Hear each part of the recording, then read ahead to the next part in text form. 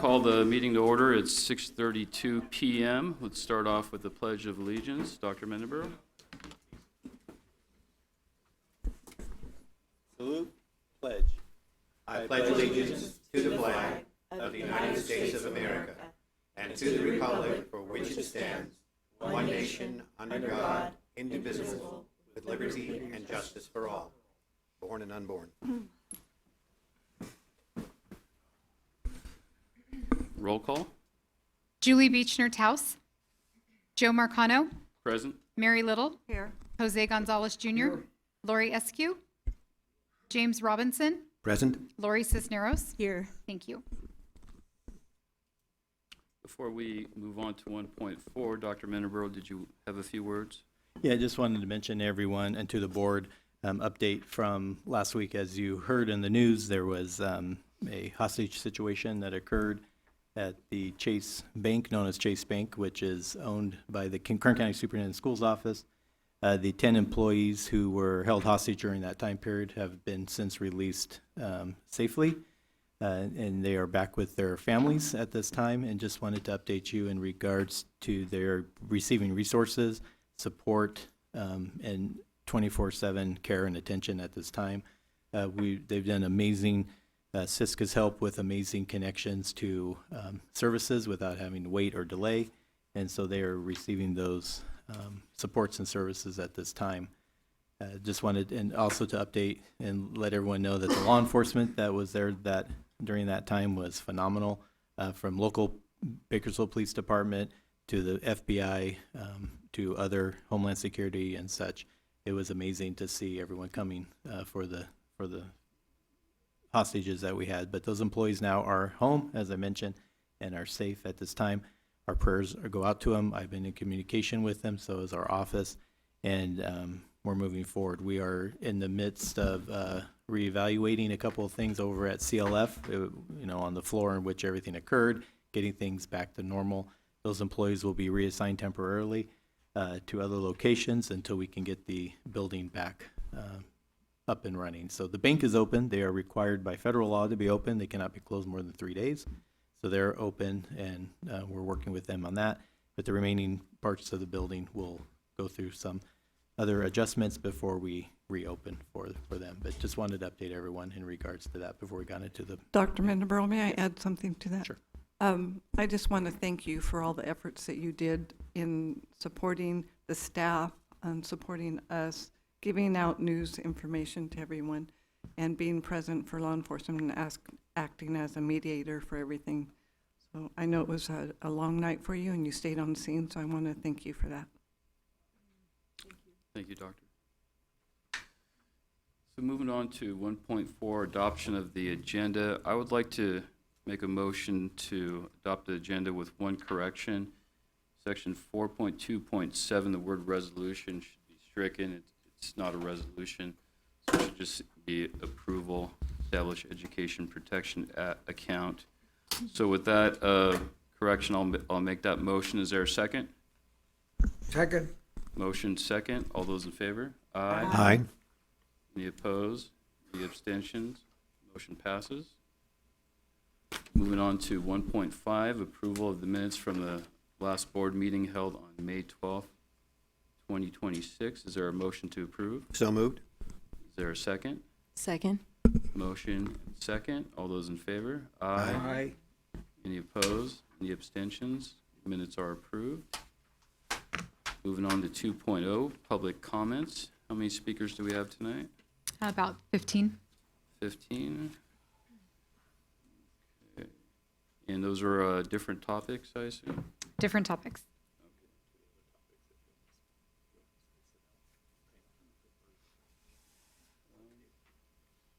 We'll do whatever Merrill has. We'll go ahead and start with the first one. Ellen Schaffhauser.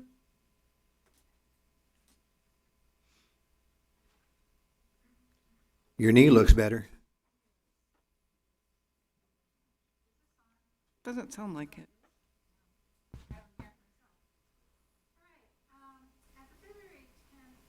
I think they're going to check the mic real quick.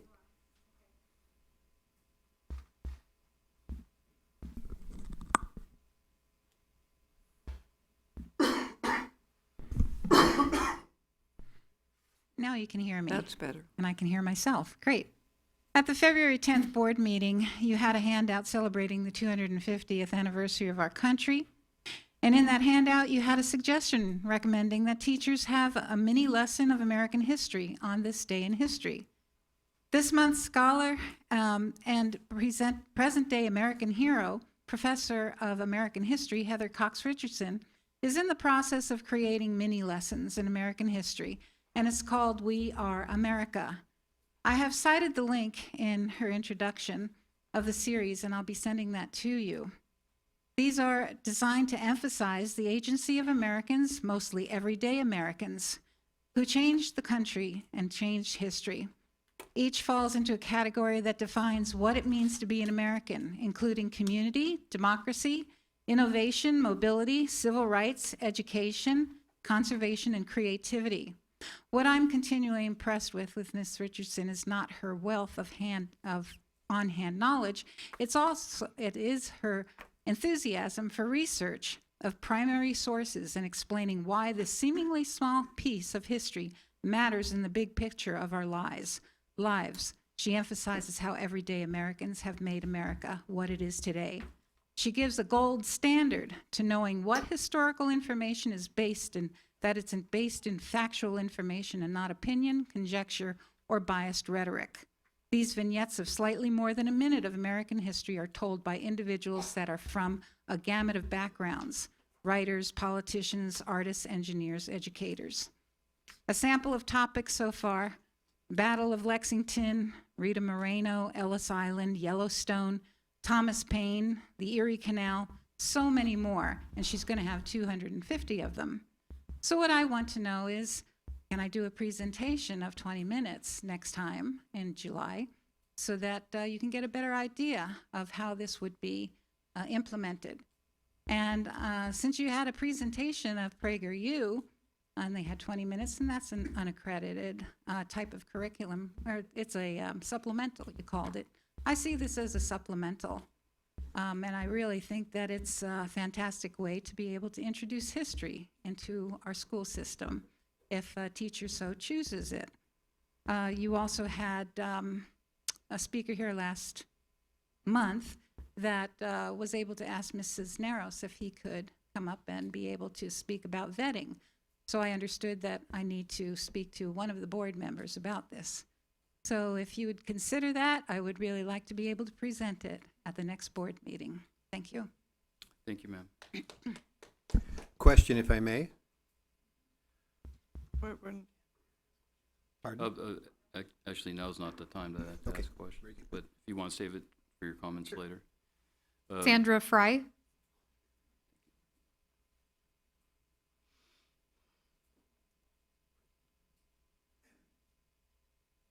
Good evening. I'm speaking tonight also in support of the excellent proposal by Ellen to utilize the 250 to 250 history video series in our local Kern County classrooms. Earlier this year, the board, I believe it was February, expressed enthusiasm with a handout encouraging teachers to open their classes with a short daily history moment. This 250 to 250 video series would be the perfect solution for that. For those unfamiliar with her, Heather Cox Richardson is a highly respected professor of history currently at Boston College, well known for her daily letters and books on American history, and she's widely recognized for her ability to make history accessible to a broad audience. Looking around this room, I believe that many of you would fondly remember the series called Bicentennial Minutes. But to refresh memories, or if you're younger generation, Bicentennial Minutes was a series of short 1-minute educational TV segments that aired on CBS July of 1974 to December of 76 to commemorate our 200th anniversary of the American Revolution. Now, to honor the 250th anniversary, Cox Richardson has launched a series of 1-minute videos that highlight the people, places, and events that helped us move to a more perfect union. The videos were designed to emphasize Americans, mostly everyday Americans, who changed our country. I think it would be a great way for all of us to celebrate the anniversary year and to celebrate the things we love about America together. Some of the stories highlighted include Women's Armed Services, Yellowstone Park, the Acadians, just to mention a few. Some of the topics, they're my personal favorites so far. The series has just been the last 2 weeks, daily series. Include information about Ellis Island, Rita Moreno, the Charter Oak, the 1960 Rat Pack. Yeah, those guys in Las Vegas. There's a segment on that. And the Acadians, also known as Louisiana Cajuns. Any of these topics could easily create segues to be expanded upon in lesson plans, like the Acadians could introduce jambalaya, the Cajun language, Zydeco music, etc. Much like how Bicentennial Minutes impacted an earlier generation with 1-minute historical tidbits, now the 250 video series offers our nation and our current students bite-sized, digestible history and offers the opportunity to our students to be more engaged in civics. This patriotic project is a wonderful resource for our current teachers to celebrate in our classrooms what we love about America and help us stay proud about what our country stands for. After all, it is we the people. And this video series is a marvelous opportunity to learn more about the extraordinary individuals who invested the time, energy, and passion to make this country great, a celebration of the true American spirit. Thank you, Madam. Thank you. Thank you. Reverend Angelo Frazier. Thank you, Board. Just a couple of things. I'm going to address, I think one of my posts got sent around and had vulgarity added to it and all kinds of stuff. And it was actually even a veiled threat for me showing up here today if I show up here today. So I'm going to read what my post actually said. And if I had my wish, we wouldn't name our months at all. I don't think there are enough months to do what we need to do. But I said this: we need an awakening of truth and morals in California, referring to the Happy Pride Month post. That these types of pride celebrations, in my opinion, are destructive to mind, body, and spirit. A healthy understanding of sex and sexuality will bring freedom to those who are trapped in the ideology of Eros. That prayers for us all, for we are all sinners needing to be saved by the grace of God. And then I said, if we must celebrate a month, then why not? There are other options. June is Life Month, Nuclear Family Month, Veterans Month, or Title IX Month. I am a resident of California, Bakersfield, and I will go where I need to go to do what I need to do to speak freely. I just want to let you guys know that there are people out here that are threatening people that come down here and speak freely. I will not be intimidated by that. I'm going to speak the truth in love. And thank you for your time. Thank you, sir. Dennis McLean.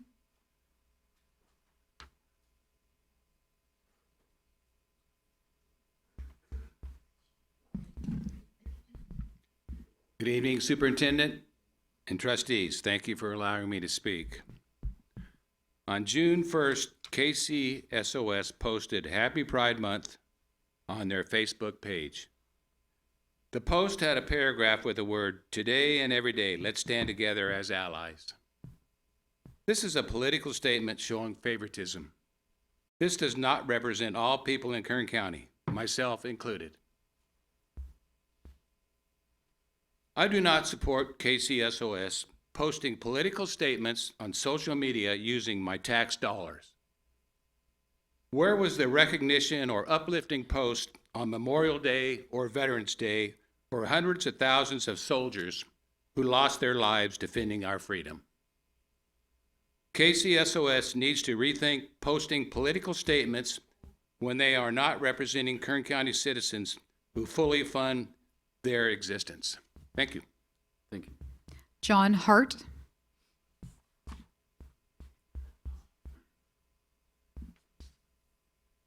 Thank you. I'm going to read this very quickly and not look up because I really want to get it all in. First off, I'd like to congratulate Superintendent Mendaburu on his election, and I would like to thank the KCSOS for recognizing Pride Month. And I wrote that before I heard that. On May 20th, 2 days following the murder of 3 persons at a mosque in San Diego, Trustee Mary Little posted on The Children Matter, a Facebook group that she manages, a false claim that the 2 teen shooters who carried out the killings were a transgender couple. It took me literally seconds to source several credible fact-checking and legitimate media sites to find information proving the information posted by Trustee Little was false.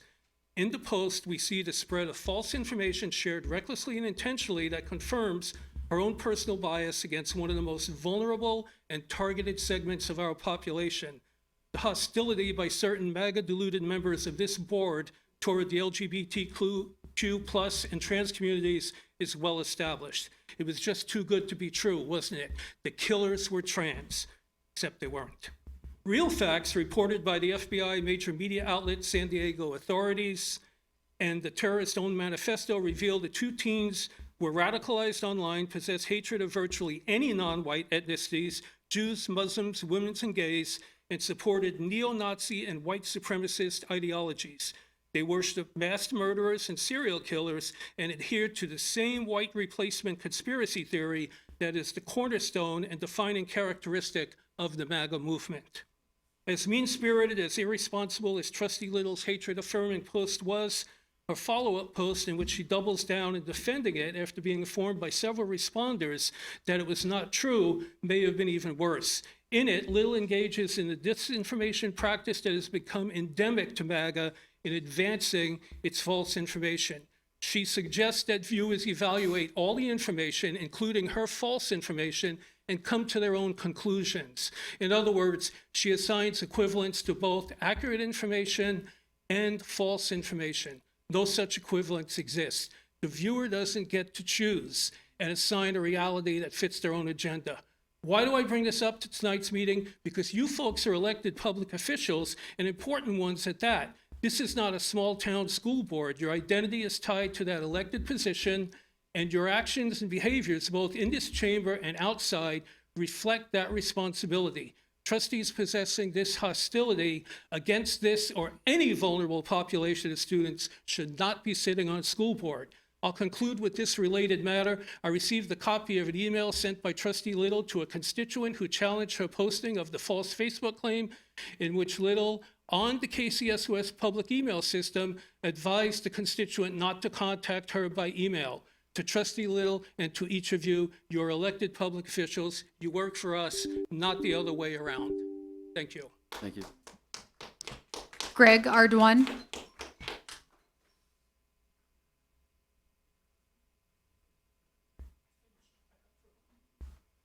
Yield my time. Thank you. Thank you. Michael Tenbrook.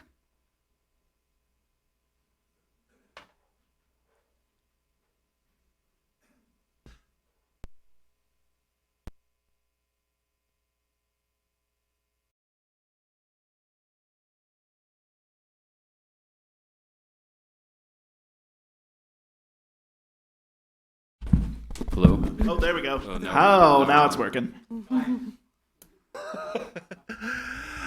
All right, my name is Michael. Yeah, if I could get it reset. Thank you. Appreciate it. My name is Michael Tenbrook. I am an organizer with Unite Here Local 19, the union that represents the cafeteria workers down at California State University, Bakersfield. First of all, I want to thank you for letting us speak today.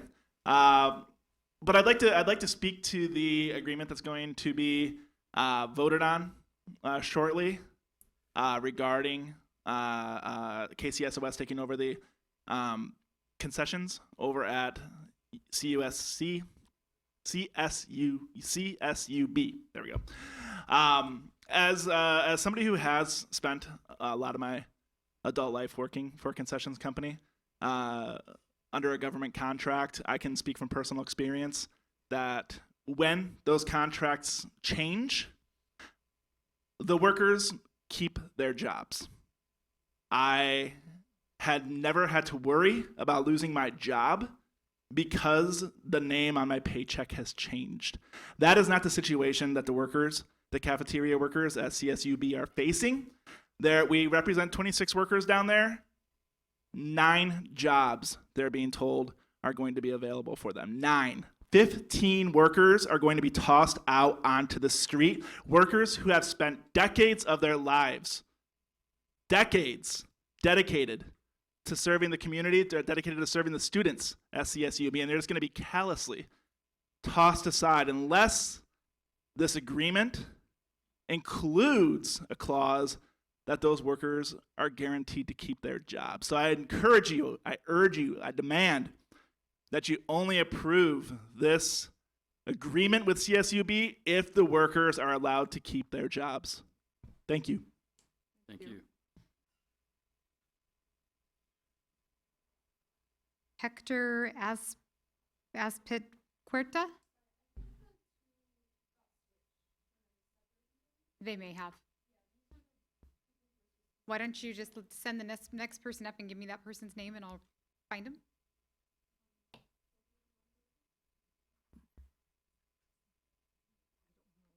I'm gonna try to find it. Sylvia Contreras? Okay. Good evening. My name is Sylvia Contreras, and I have worked many positions in the dining hall at CSUB Bakersfield for 25 years. Throughout my time there, I have built friendships with students and staff in the dining hall and have been able to support my family and afford medical expenses. When I found out I needed to reapply to keep my job at CSUB, I was extremely frustrated with the new way KCSOS managed taking over the service. Your HR said they would reach out to CSUB applicants to help apply, but they never followed up on that promise to reach out. Making longtime workers lose their jobs and health insurance is wrong. It is clear that KCSOS does not care about doing the right thing here. It is upsetting to see how the County Board of Education does not care about people in their county. If I ask that if you continue with the CSUB contract, that you do it right and hire on all of the workers who have been here for years. Thank you. Thank you. Who else is going to speak about the CSUB contract?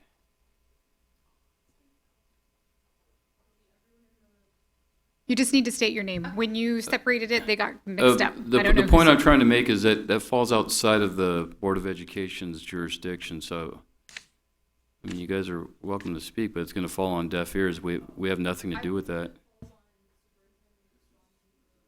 It is a separate KCSOS issue. It doesn't fall before this board. Well, Well, he's not a board trustee. can I make a comment, Mr. President? Go ahead. We don't, and we are not allowed to get involved in personnel matters, so that's, maybe clarify that for you a little bit. This is not a personal matter. Personnel. Personnel matter. It is personnel. Agenda item 4.26 is the budget that you all will be voting on today, and the cafeteria enterprise fund, that is a new fund that you guys are creating because the California Department of Education has asked you to create it in light of the new agreement with Bakersfield. So I'm well aware that this is Superintendent John Mendeburow's decision, but this is your decision now to approve that part of the budget, and specifically the part in the budget that is allocating funds towards CSUB and not towards the K through 12 school districts that you guys are all here to support. And I'm sure that you guys would like to know what you're voting on.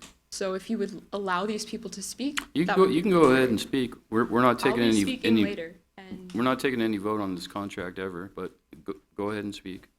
If you'll just state your name, please.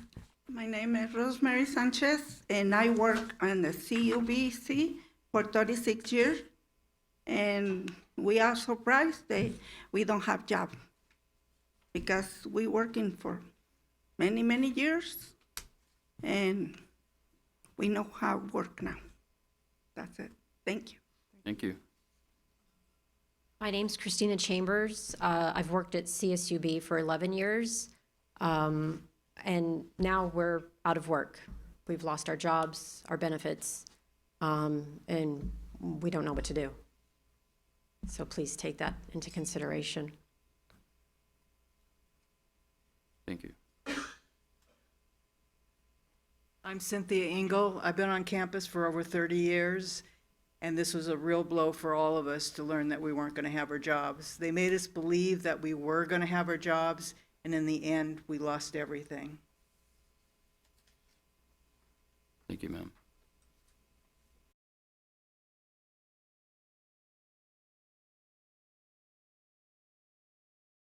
Any more speakers?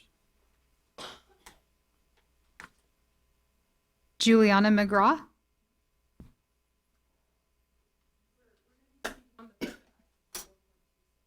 Okay. You can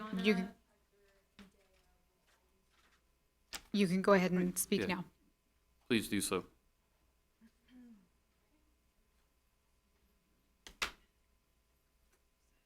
Hello. My name is Juliana McGaw. I am here on behalf of Unite Here Local 19, the union representing the dining service workers at CSU Bakersfield. You've already heard from people who have worked at CSUB for years and were recently let go of their positions at the dining halls that KCSOS plans to take over.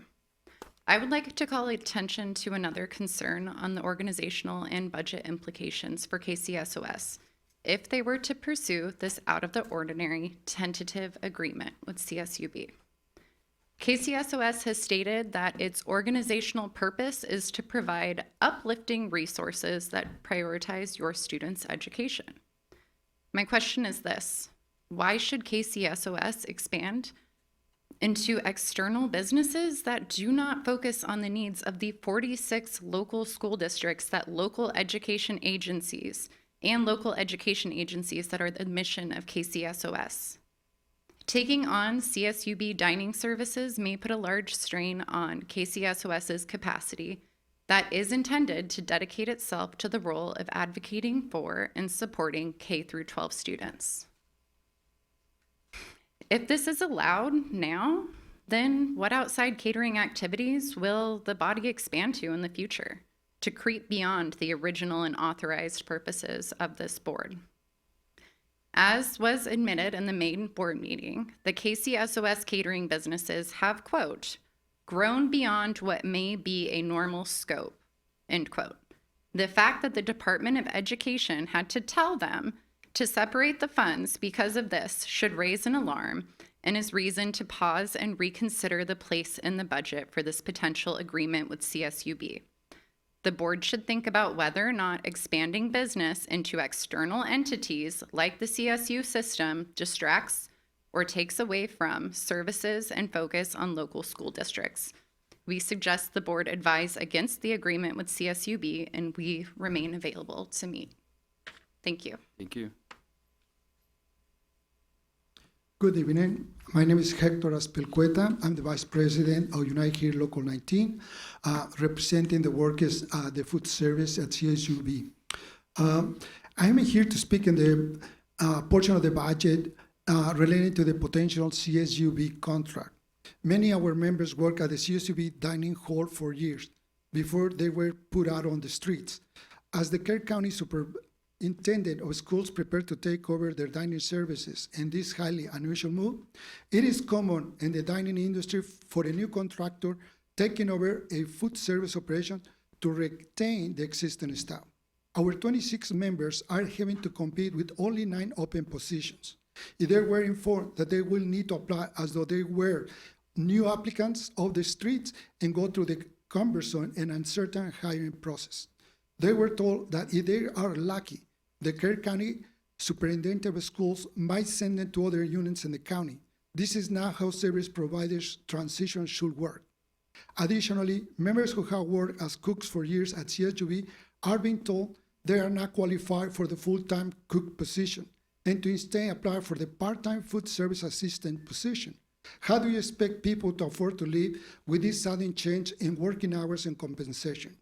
No worker should be kicked out to the curb just because of the new dining service provider. Our demand is simple. If you go through this with this agreement with CSUB, all of the employees who are already working in the CSUB dining halls should be retained and hired on to keep their jobs. We remain available to discuss this. Thank you. Thank you, sir. Good evening, Board and Superintendent. My name is Dea Kunkun, and I'm the researcher for Unite Here Local 19, the union who represents the dining service workers at CSU Bakersfield. You've already heard about how unjust this transition is in kicking out longtime workers, but I'm here to talk to you all about the organizational and budget implications for KCSOS and the board regarding this highly unusual tentative agreement with CSU Bakersfield. First of all, how does the board know that there is enough capacity in the cafeteria division to be able to service the over 10,000 students at CSU Bakersfield? The central kitchen may not be large enough to accommodate this sudden increase in service demands. This may require additional capital expenditures for new equipment. Furthermore, the administrative overhead costs of accommodating the shift, such as taking on extra tasks, developing new IT software for meal swipes, and more, may dilute the original goals of this organization. All things I'm sure you all do not want to happen. Additionally, we were told by CSU Bakersfield's Kristen Watson that the former vendor, Aramark, was unable to make a profit at CSU Bakersfield, and that other potential vendors did not want to take on the financial risk of operating within CSUB's, quote, specific context. These are her words. What makes KCSOS think that you will make money from this agreement when Aramark needed a full subsidy to operate at CSUB this last year? Is KCSOS choosing to take on the financial risk of CSUB's dining services? If so, why would you choose the financial risk as a county office of education? We already see in the budget that the Cafeteria Enterprise Fund, created in anticipation for the pending CSUB contract, is projected to spend more than it takes in, losing over $300,000. This deficit is a serious red flag. Money to pay for this loss must come from somewhere else in the budget, so I ask you, where is the money to subsidize this potential agreement with CSUB coming from? Additionally, we see over $2 million from an interfund transfer of direct costs into the Cafeteria Enterprise Fund on page 61 of the budget. It is not clear where this over $2 million is coming from, and while some may be coming from the federal and state funding from the Cafeteria Special Revenue Fund from the year prior, we know that it's not all. So this raises the question about whether or not these federal or state funds can be used for expenses that are not related to K through 12 students in education. The board should be aware of the financial history of the dining services at CSUB and should scrutinize this highly unusual expansion of the KCSOS catering activity. I encourage you all to consider the risks of the CSUB arrangement and the impact that it will have on KCSOS's organizational and financial focus. We ask you to reconsider this place in the budget for the potential agreement with CSUB, and we remain available to discuss this issue with you. Thank you for your time. Thank you. Jess Sanders. Good evening, Board. Dr. Mindenborough. I find it crazy that you get that the veterans, Memorial Day, the veterans get 1 day, Memorial Day gets 2 for those that died in war. They get 2 days. Mothers, fathers, presidents, and other great people of the country get 1 day, and you've not mentioned those people in any of your addresses. But you encourage the LGBTQ, and they get 30 days, and you give them accolades. Is this just encouraging them to come to the schools and indoctrinate our children in their delusional alternate lifestyle? I'm just curious about that. So on the other side, I too have been under attack with some of the verbals of Mr. Hart on his one-sided research, agenda-driven information, and hateful rhetoric. So they talk about hate down here, and then they go out and attack you personally. As you notice, he's got the camera beamed right over here for whatever purposes. He's not watching you, he's watching us. Thank you. Thank you. There are no additional speakers. Thank you.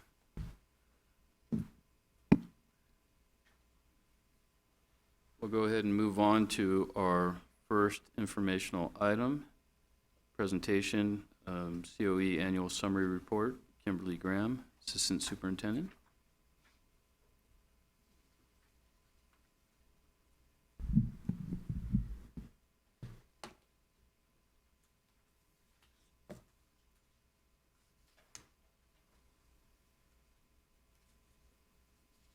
Good evening, board members. My name is Kimberly Graham, Assistant Superintendent of Local, Regional, and Statewide Systems of Support.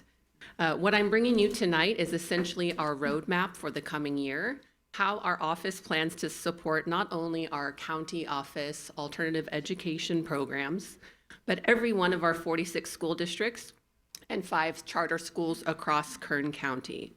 So this touches nearly every student in the county in some way. This is an annual responsibility, and I'll walk you through a high-level overview. A quick reminder on why this one matters. Oh, sorry, excuse me. Before I get into the 3 goals, it helps to know where this fits. This report is part of our statutory role within California's system of support, and it gets submitted to the California Department of Education alongside the county LCAP. The 3 goals that you see here, they build on one another. The first is our compliance responsibility, making sure every plan is sound. The second is targeted help for districts that need it. And the third is capacity building support we offer to everyone, regardless of how they are performing. Think of it as a continuum: review, assist, and then also strengthen. The thread running through all 3 of these is support, and our job is to be a partner. Goal 1 is to review and approve all LCAPs. A quick reminder on why this one matters. The LCAP is each district's combined accountability and also spending plan. Our approach at KCSOS is to front load the support.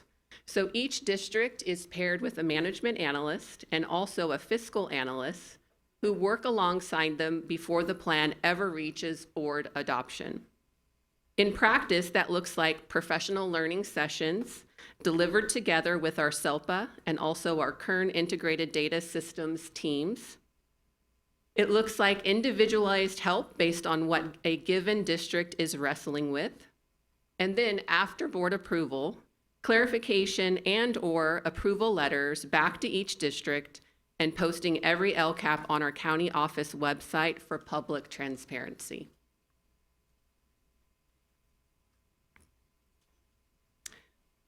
For goal 2, utilize the cycle of continuous improvement to provide technical assistance to charter schools and districts based on need.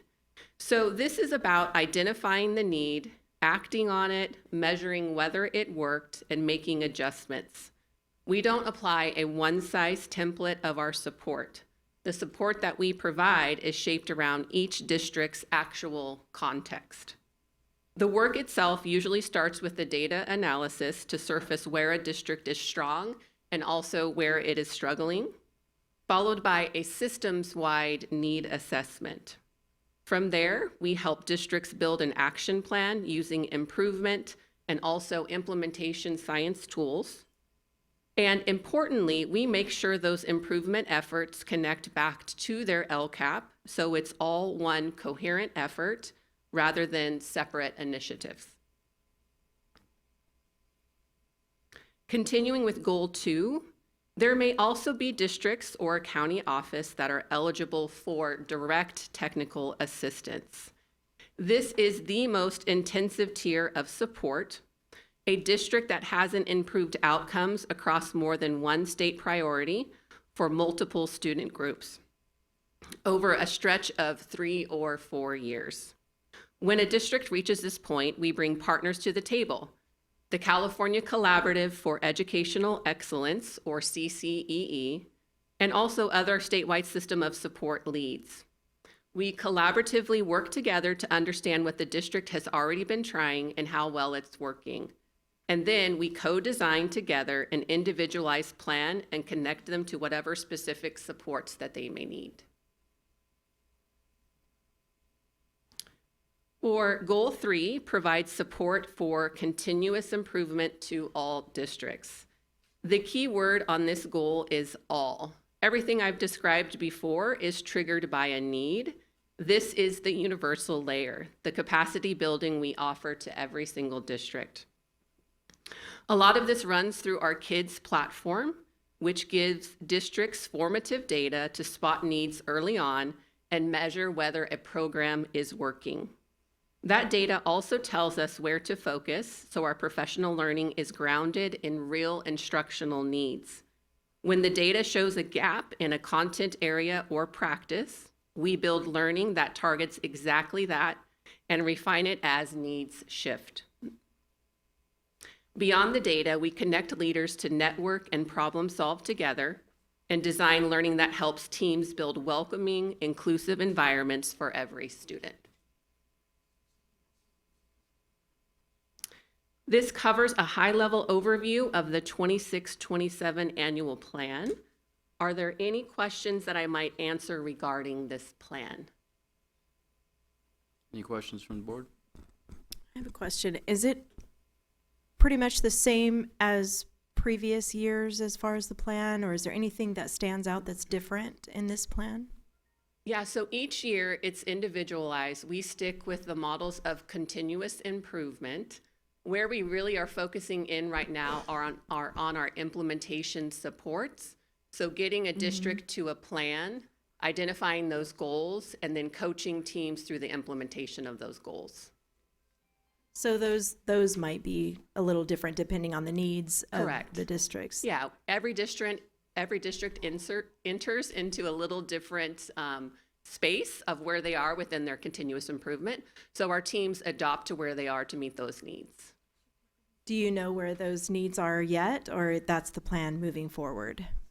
We have identified the needs for all 46 and all of our charters and our county office. So we have all of that documentation available. Oh, that's good. And are the needs, do you see a trend with those needs? They vary by district. So they're really based on the core components that you're going to see on the dashboard. So it could be around chronic absenteeism. That's a high one that we see. It could be around literacy or math. It's just really dependent on which district. I guess I mean across years, as far as a trend. Of an area of need would be chronic absenteeism. Yeah, okay, okay. Have we? Thank you. Or has there been any gains for learning loss due to the COVID?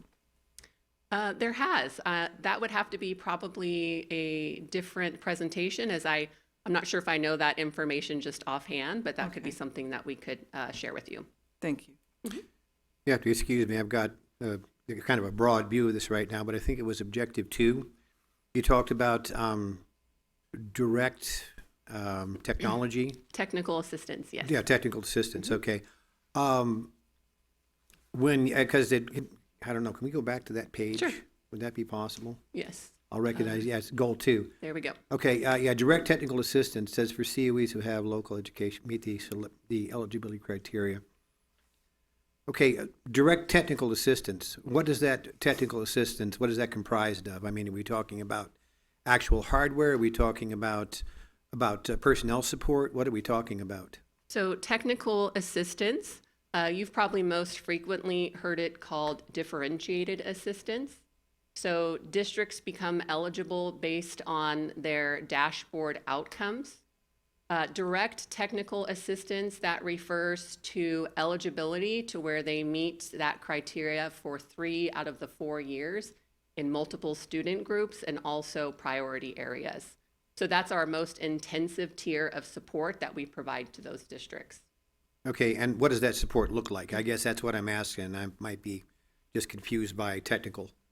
Yeah. So is what we do is we always do a data analysis with those teams to see where the strengths are and also the needs. All of those direct technical assistance districts have a multi-year plan in place. We also connect those districts to the statewide system of support, including CCEE, and then based on their needs that they identify in their plans, we connect either to our local supports that we have here or additional statewide supports. Okay, thank you. If there's no further questions, we'll go ahead and move on to 3.2, report of staff findings and recommendation regarding the CAT charter material revision. Thank you. And if you don't mind, I'm going to go get a sip of water real quick. Certainly.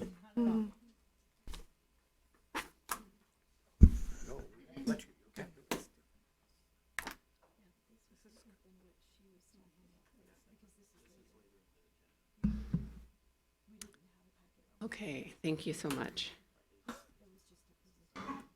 Oh, Okay, so the item before you this evening is a material revision request submitted by Central Academy of Arts and Technology, referred to as CAT. I will walk you through the nature of the request, the staff review that was conducted, the findings, and then also KCSOS's staff recommendations for your consideration. So I want to start by setting out the legal framework that governs the board's consideration. A material revision is a significant change to an approved charter petition that requires review and approval by the charter authorizer under Education Code sections 47605 and 47607. The authority for this request is found in section 47605A4, which provides that a charter school proposing to expand operations to one or more additional sites shall request a material revision and notify the chartering authority of those locations. And I just want to make a note that the legislators' deliberate inclusion of facilities within the definition of a material revision reflects the heightened importance the law places on facilities and the corresponding duty of the authorizer to ensure charter schools comply with applicable legal standards. The board carries specific responsibilities with respect to a material revision request. Those responsibilities are to review the proposed revision and its supporting documentation, to determine whether the proposed revision complies with applicable laws and regulations, to evaluate whether the charter school has demonstrated the ability to successfully implement the proposed change, and to ensure that the proposed facilities and operations support student safety, educational program delivery, and fiscal viability. To take action to approve, deny, or conditionally approve the request, to determine the funding source for any proposed facilities, acquisitions, and improvements, and to ensure that the proposed revisions are fiscally responsible and sustainable. This evening's presentation is structured to provide the board with the information necessary to fulfill each of these responsibilities. Turning to the substance of the request, on May 8th, 2026, CAT submitted a material revision request pursuant to Ed Code Section 47605A4, seeking approval to revise its charter to add additional instructional facilities. Specifically, CAT requests 4 actions. First, the addition of site number 3, located at the First Presbyterian Church, consisting of the second floor of the Children's Ministry Center building, which includes 4 classrooms and 1 primary bathroom. Second, the addition of Site 4, located at 824 and 826 18th Street. Third, an amendment to Exhibit 4 of the charter petition, which is the school's facilities plan. And fourth, approval of updates to the proposed facilities and to the charter petition language to incorporate any changes in law. The stated purpose of the revision is to provide the additional instructional space necessary to support the school's educational program and its projected enrollment, including the addition of 10th grade which was approved in the school's original petition.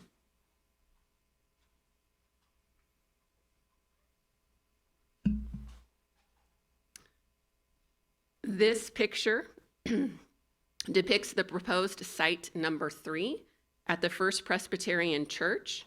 As noted, the space under consideration is the second floor of the Children's Ministry Center building, which the school intends to use for instructional purposes.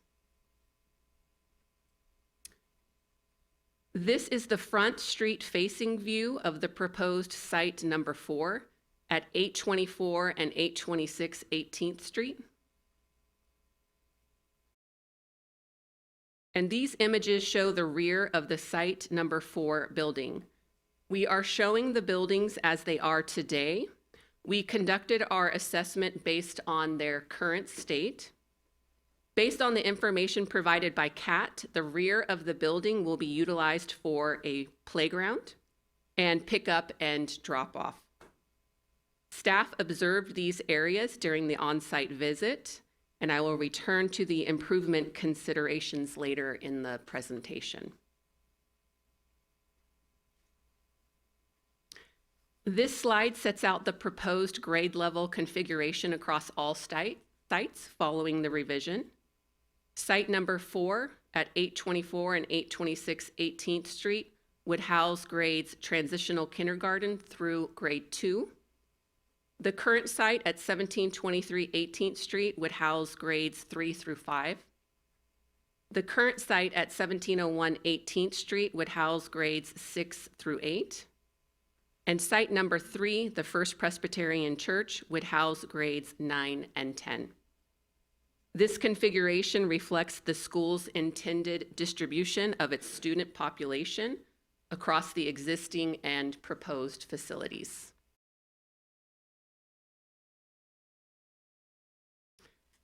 I want to describe the standard process KCSOS applies to all charters submitting a material revision, so this request is understood in its proper procedural context.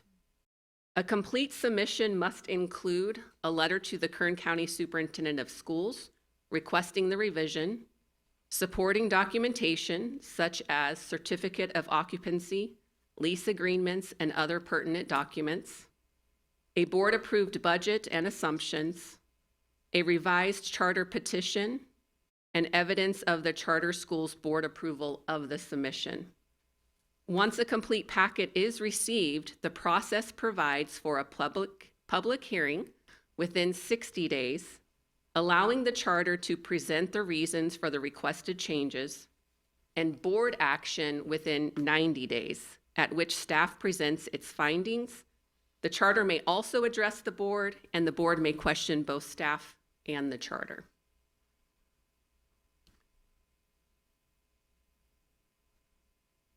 Next, I want to share KCSOS's response to accommodate CAT's request. In the spirit of collaboration and in order to support CAT's facility development timeline, KCSOS worked closely with school leadership. Our staff expedited its review of the submitted materials, conducted multiple rounds of follow-up, reviewed supplemental documentation as it became available, and provide timely feedback regarding outstanding items. As a result, staff was able to bring this material revision request before the board this evening for review and action within 32 days of the request.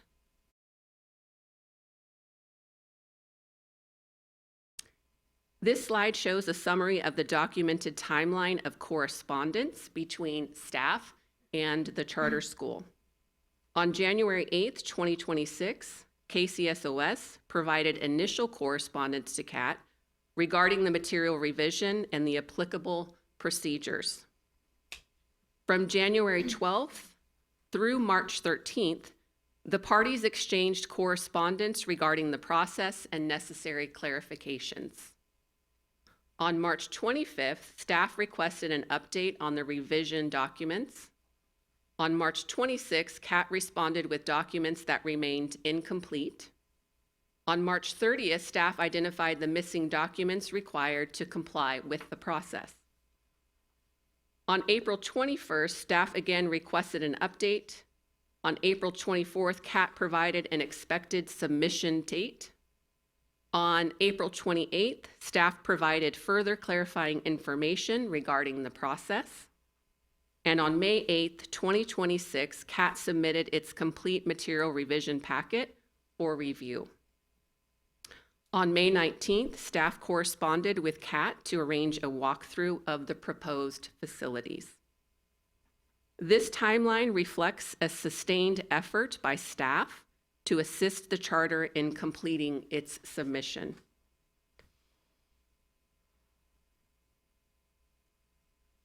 I will now describe the scope of the staff's review.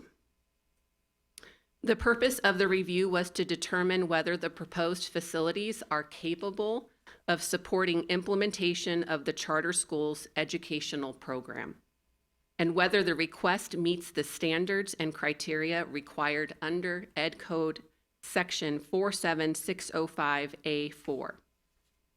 The staff's review addressed the following areas: facility suitability, educational program implementation, student health and safety, occupancy and building requirements, accessibility requirements, fiscal impact, and regulatory compliance.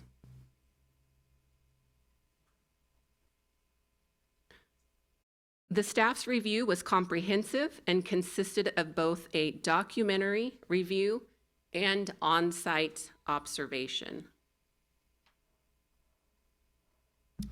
On the documentary side, staff reviewed the material revision request itself, the proposed charter revisions, the budget and the budget narrative, the lease agreements and letters of intent, the facility information and site plans, and the supplemental responses and documentation provided by the school.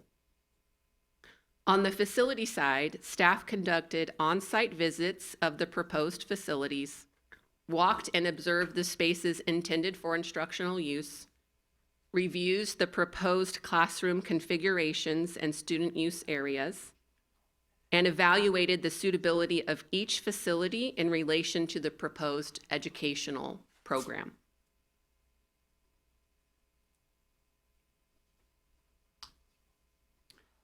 With respect to site number 3, which is First Presbyterian Church, the staff's review identified several areas requiring further clarification or documentation. These areas are shared facility use considerations, educational occupancy approval, restroom capacity and availability, building access and supervision requirements, and lease term limitations and future occupancy plans.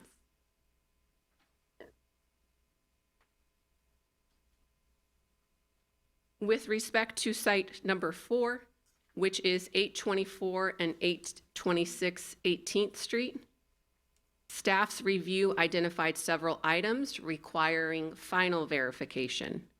These items are the funding source for facility improvements, a conditional use permit determination, educational occupancy approval, restroom compliance for transitional kindergarten students, building code compliance, fire and life safety compliance, outdoor play area improvements, and ADA accessibility compliance.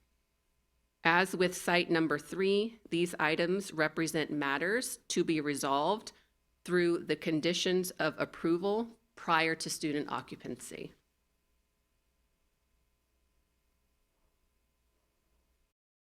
Based on its review, the staff makes the following findings: that the request does constitute a material revision pursuant to Ed Code 46705A4, that the facilities are within the school's authorized geographic boundaries.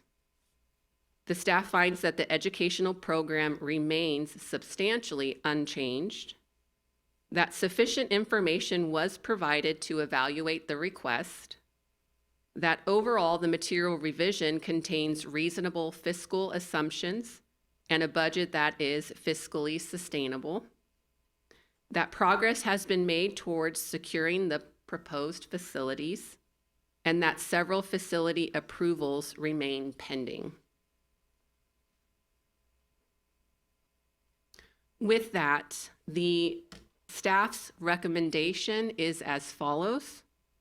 KCSOS staff recommends that the Kern County Board of Education conditionally approve the material revision request submitted by CAT, subject to the conditions identified in this presentation. Staff recommends this action because several items remain outstanding and require verification before students can use the proposed facilities. The remaining items primarily relate to student safety, facility compliance, permitting, and also long-term operations.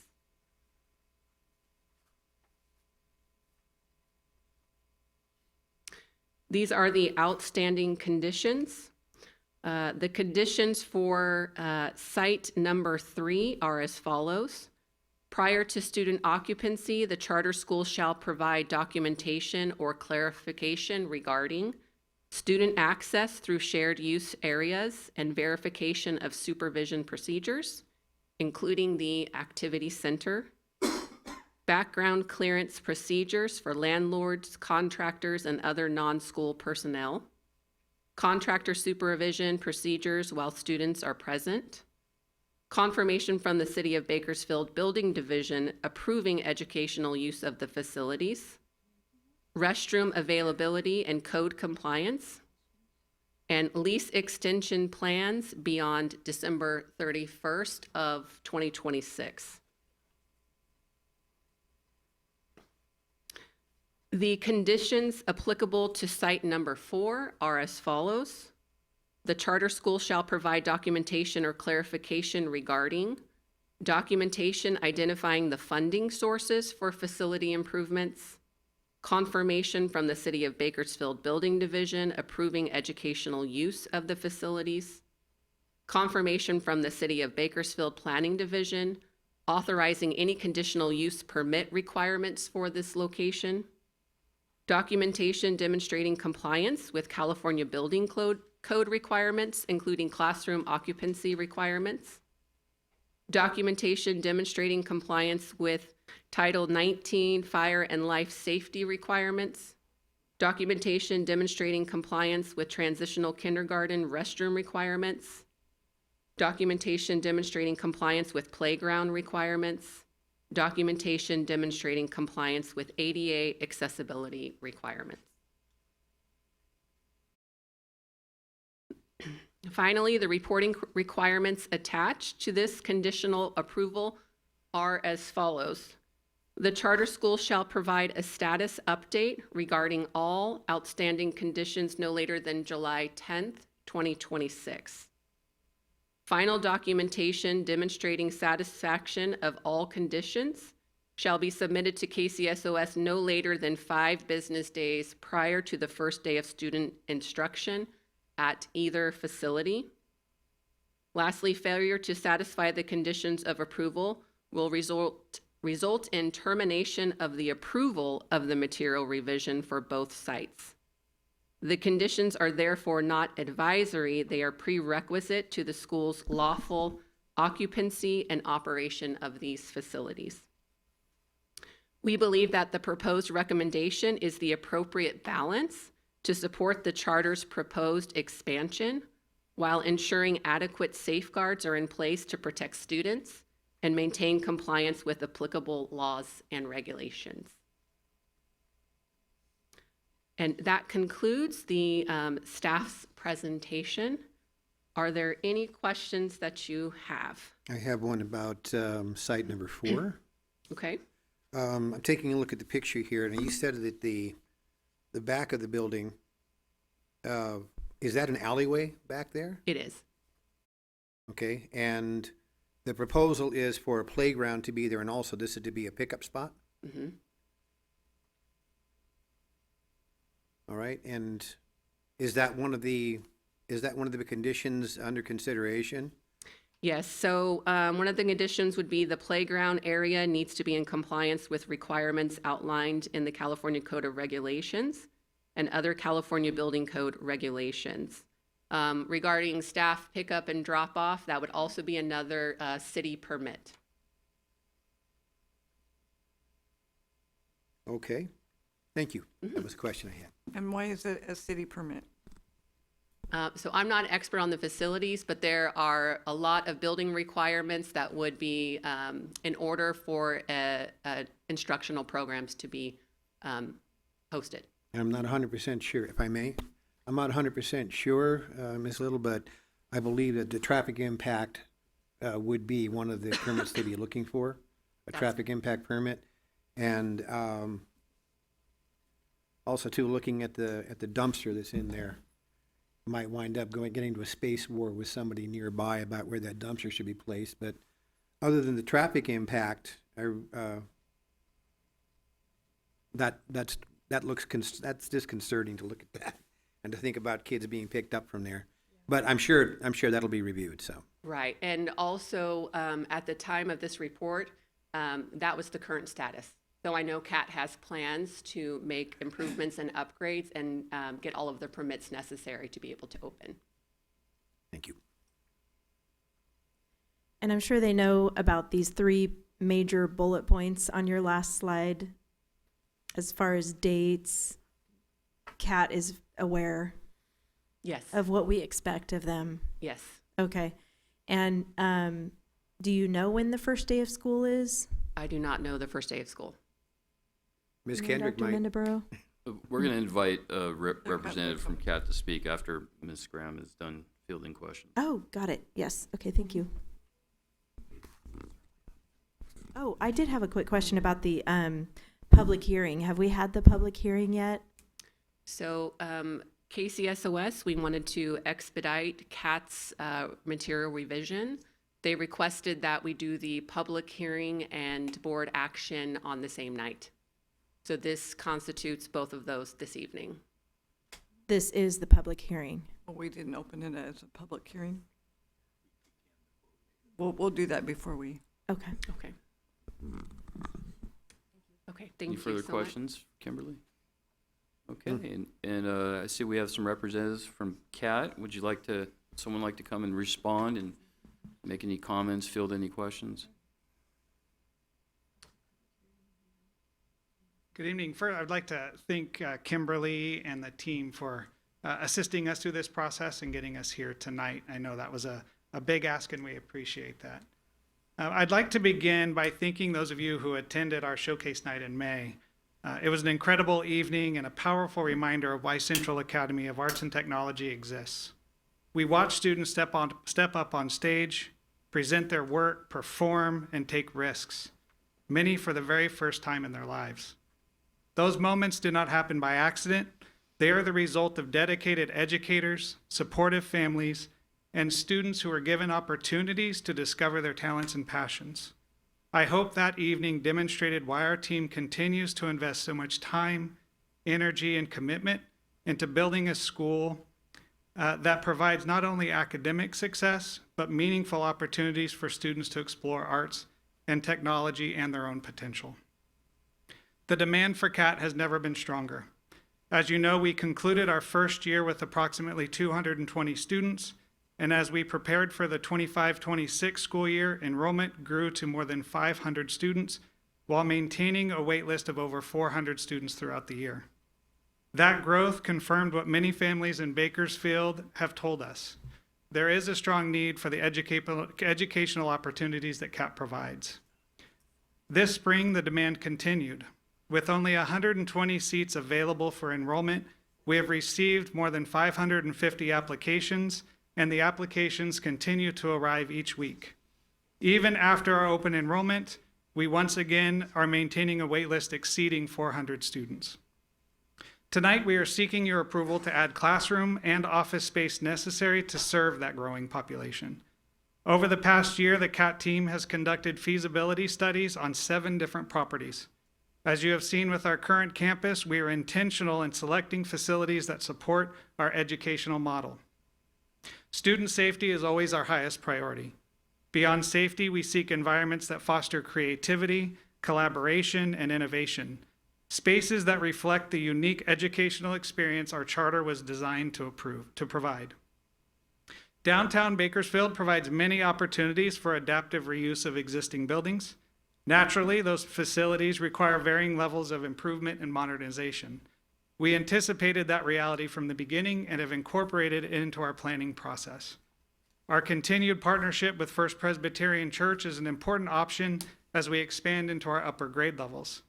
As we have been occupying this space with KCSOS staff approval for the last year, the church has been an exceptional partner throughout this process. Their staff have complied with safety and fingerprinting requirements, actively support campus security efforts, and have worked collaboratively to maintain a safe and welcoming environment for our students. The facilities located at 824 and 826 18th Street provide additional classroom and administrative space necessary to support our continued expansion. The property aligns with our educational vision and offers an environment that will serve students well for years to come. The staff report showed pictures of the back alley, but as the staff saw during the visit, the actual facility is ideal to support students and was previously being used as an adult day program for adults with disabilities. The facility includes indoor and outdoor play space, a kitchen, a cafeteria multi-use space, and will have 8 classrooms. It will require minimal improvements for additional classroom space and provides us an opportunity to design this space specific to our use and our high standards. As with any lease for a space to serve students, improvements are required. Those improvements are already being designed and coordinated with City of Bakersfield Planning Department and the Fire Marshal's Office. To ensure that all work meets applicable building, safety, and occupancy requirements, Linked Public Schools Board has partnered with Building Hope, a nationally recognized nonprofit organization that supports charter school facility development across the country. Joining us tonight is our facilities consultant, Brady Hutchinson, who can answer and comment on questions regarding design, construction, permitting, and the work already underway to ensure full compliance with applicable requirements. Brady, if you can join us for a moment. Good evening, members of the board. As introduced by Greg, my name is Brady, and I work for Building Hope Real Estate, which is a national nonprofit organization that's solely designated to help public charter schools nationwide. I've worked for Building Hope for 6 years, but prior to working for Building Hope, they've actually completed improvements across the nation of upwards of $2 billion, 200,000 square feet, and almost 500,000 students. And in my role here for the last 6 years, I've completed 45 developments across the United States, upwards of 1 million square feet. And sorry, I'm a little nervous, but we're gonna get through this together, correct? What's wonderful though is that the support that the city has provided, Kat, has been exceptional. I've worked in Texas, I've worked in Idaho, I've worked in Albuquerque, New Mexico, I've worked in Louisiana, and I've never seen an organization so supportive. We've been working with the city since February. They've actually reached out proactively to us to kind of continue that conversation while we identified a site. And I've been in communication with the Director of Development and the Director of Building Services, and they have coached me and guided me on the process to ensure that we would be able to implement the improvements that are necessary to secure the e-occupancy designation for this facility in a timely manner. And I can't express how much support the city has provided, and that gives me faith that I'm going to be able to complete that for the school. Additionally, the improvements that would be required are standard improvements that would be required for an e-occupancy conversion. It's nothing that would be unnecessarily required or difficult to obtain. I think that we have a plan that is in place that would be able to get the drawings that are required for submission reviewed in time. We've completed site walks with the contractor to gain their input on the time that it would take to complete the improvements, and there's full faith that we'd be able to complete the improvements that are required by the deadline that's been placed on the school by the authorizer. Any questions on what we've completed or how I've been able to help CAT identify this facility? Question with regards to funding, does your organization also too coordinate funding for certain aspects of this renovation? You are correct, yes, sir. Would any of those, they talked about, I think it was, what was it, Title 19, was it? I think it was? I believe Title 19 was related to one of the fire life safety codes. That is required to be reviewed by the city of Bakersfield, and that will be conducted. And I believe I did some research, and it was related to posting occupancy limits within a classroom, and that's something that can easily be. I think it's a little more in-depth than that. I was just kind of wondering, looking at this facility here, I don't know if CAT currently has controlled access to its facility over on 18th Street. I don't know if it requires a fob or a card to get in. You do have that? I do believe so, yeah. Okay. Yeah, they'd have Is that part of the plan too for the other two locations? Yeah, we do have plans to put controlled access and then everything that's related to security for the facility. That's correct. Thank you. Of course, yeah.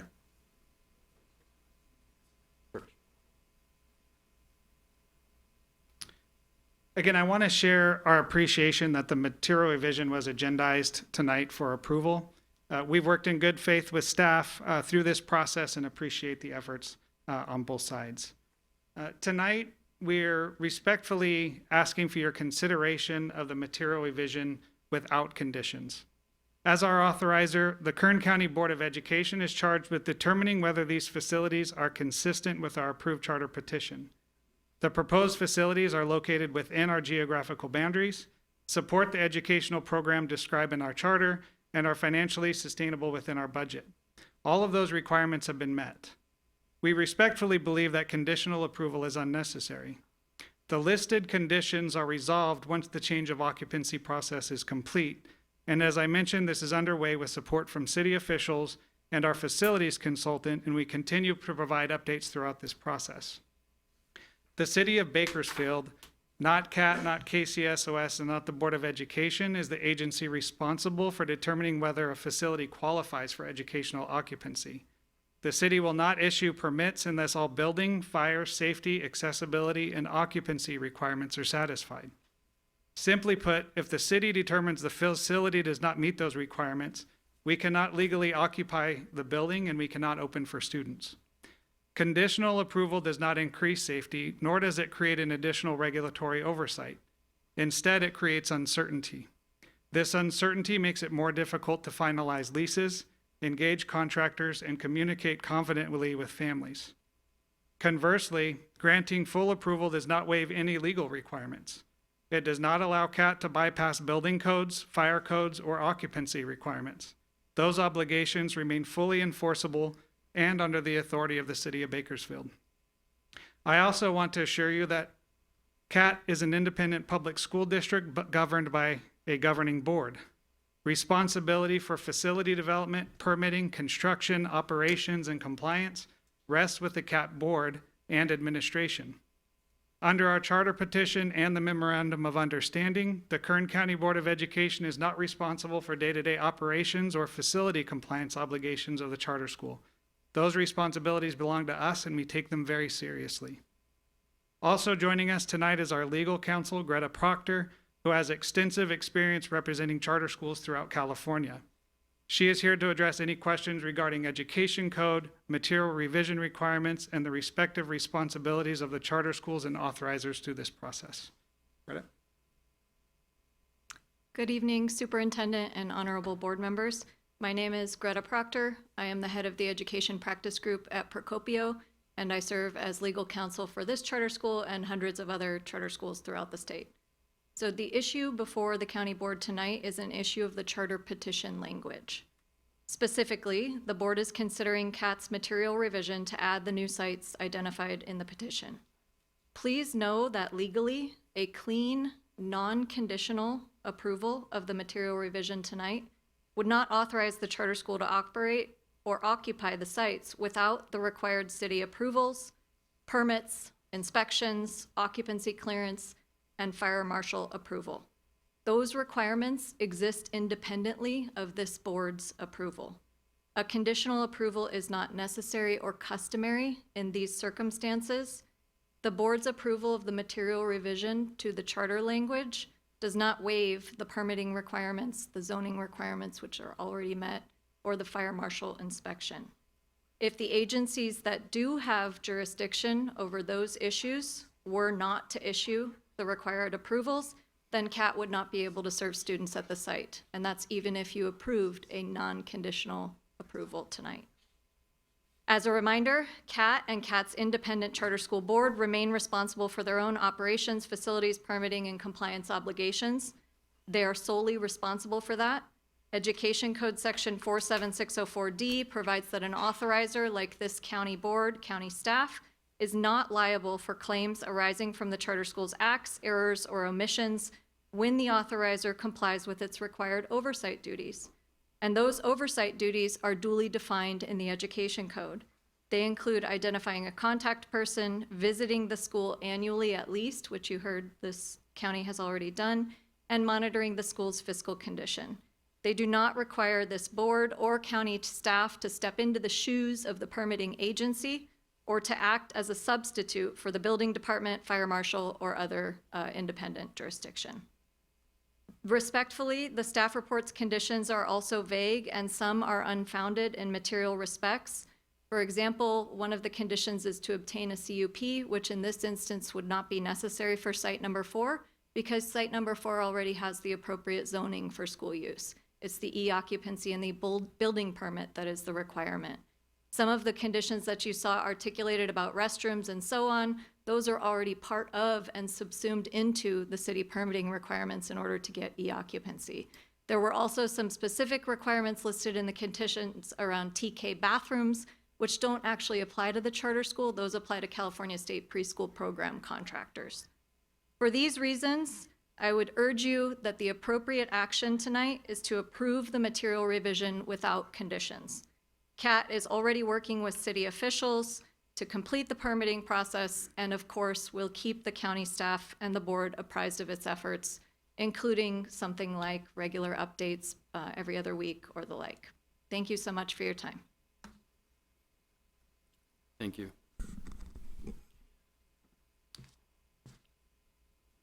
Thank you again for your time and support.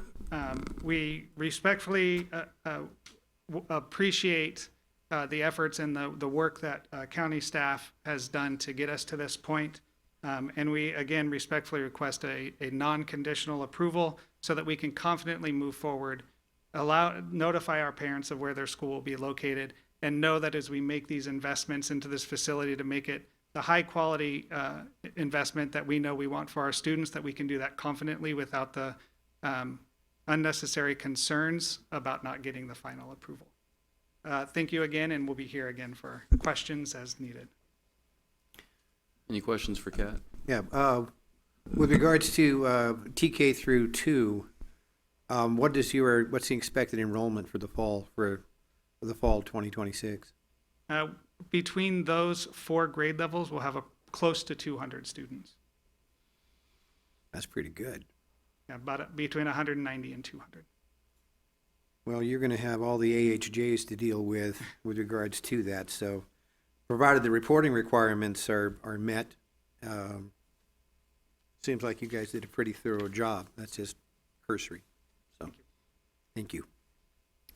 My question is, what is the benefit to CAT if we approve without conditions?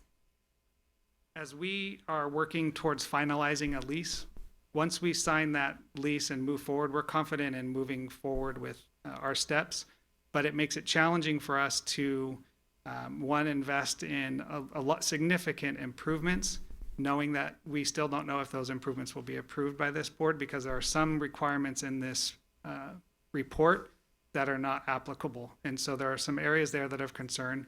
Ms. Kendrick joined us late tonight because she was presenting to 250 families that are joining us next year, and we cannot confidently say that we have a facility for their students because we don't have this approval.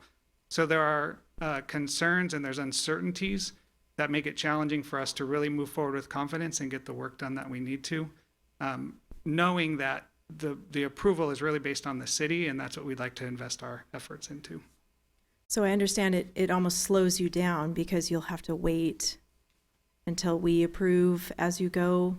Right, that's correct. Otherwise, if we approve it without conditions, then you're free to work with the city and get all the permits you need and not go back and forth between city and us. Am I That's understanding correct. that correctly? Yes. Okay, I understand that. Because Ms. Graham presented a lot of bullet points that say differently. So I'm confused. So let me explain the conditional approval. First off, we made concessions to allow CAT to merge the public hearing and the board action. Every other charter in Kern County has had to do a public hearing and then wait till the following board meeting, which would be July. We didn't want to hold CAT charter back because they have been diligently looking for sites for the last several months, as Greg has indicated. They have found some sites. Greg just mentioned that the Bakersfield City has to approve those regardless. So they wouldn't be able to do any work in those buildings without Bakersfield City's approval. So we are asking that it's a conditional approval because those documents must be on file with the Kern County Superintendent of Schools in order to be a material revision approval. This has been clearly indicated back and forth between both parties. We are doing the conditional so it would not stop them from moving forward.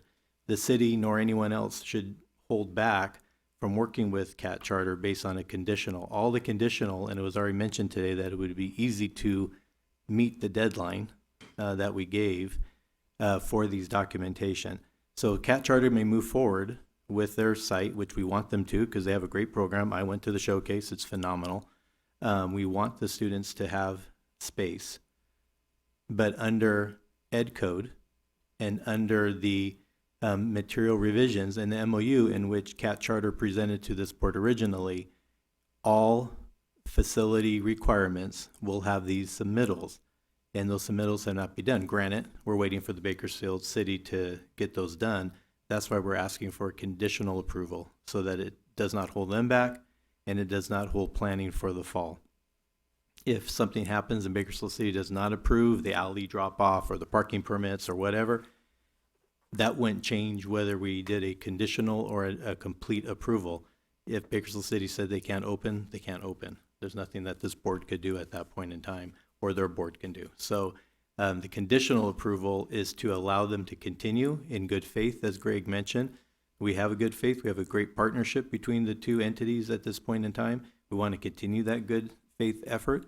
And that's why we're asking for a conditional approval so that they may move forward based on their request to merge the two hearings into one so that they can continue to get their school set up. So, did I understand this correctly, that each material revision has to go through us again? No, anytime a material revision comes to the County Board of Education for approval, all other charters, what we do in Kern County, is that they have 1 month for public hearing, that you can hear everything and what the material revision is going to include. It's open to the public, they may make comments, and then the board will take action at the next regular board meeting. Because of the timeline that CAT is up against for opening for the 26-27 school year, and I believe they open the first week of August, somewhere around there. We did not want to hold them back and have them wait till July, because that would definitely hold back any plans or working with the city or contractors or any of that nature. So we wanted to accelerate it and allow the board to do the 2-in-1 session, have public hearing and the approval. But because all those documentations that have been clearly asked upon have not been, and granted, in CAT's defense, because of the lateness of getting and securing this lease for this property, they've not been able to secure those. So we understand that, and that's why we don't want to hold them back. They're going to get the permits. It was mentioned tonight. They're going to get everything on time. I doubt they're going to have any problems come opening. So conditionally would not change anything. You don't have to come back and change condition to full approval. It's just you're conditionally approving it, they submit all documentation, and as Greg mentioned, and I agree, if the city says no, sorry, you're not getting this permit, it stops it anyway, it doesn't matter. But the conditional part is because this board is required to accept certain documentation according to the MOU in which CAT Charter made an agreement with the board. That's why we're doing the conditional component part. Do you have anything to add to that, Council? I was just going to ask her that. Yeah, just respectfully, there's no need pursuant to either education code or the MOU for there to be a conditional approval of this type. So typically what would happen would be that the authorizer would have jurisdiction for approval of the material revision in the charter, and then the appropriate permitting agencies would have the jurisdiction to approve the permit for the occupancy of the site for educational use for the appropriate grade levels, et cetera. It's not typical that the authorizer would be monitoring things like building code compliance because that's wholly within the jurisdiction of the city. So that is unusual in my experience. So I believe there's 7 different areas that they want material revisions. Is that correct? The material revision clarifies the facilities that we would like to use. So we did not have these 2 facilities in our original charter petition that was approved. And so what we're asking is that because they weren't listed in our petition, we're coming back and saying we'd like to add these facilities to our petition. So we're material revising the facility use to add this additional facility. And showing that it meets the requirements of our charter petition in terms of what our educational program is described. We've updated all the legal requirements that were needed and have changed since our original petition. And we've also clarified our use of those facilities so that you're aware of where we'll be. So really the idea behind this is to inform you that we aren't just in one location, that we have those additional facilities and making sure that this board is okay with that. Specifically, Greg, this says on our information is Kern County Superintendent Schools material revision process, and then letter addressed to Kern County Superintendent Schools with relevant information requesting material revision and so on. Is that what we're really asking for, the material revisions? Yeah, so actually the material revision component is very simple. It's the red line language to the charter petition identifying the facilities that were not previously identified in the charter petition. That's it. That's the only piece that requires County Board of Education approval. Which I would think would be true. I'd like to have Gio come up, who's been working with this attorney in regards to what is in their actual MOU and the agreements that we have put forth in this.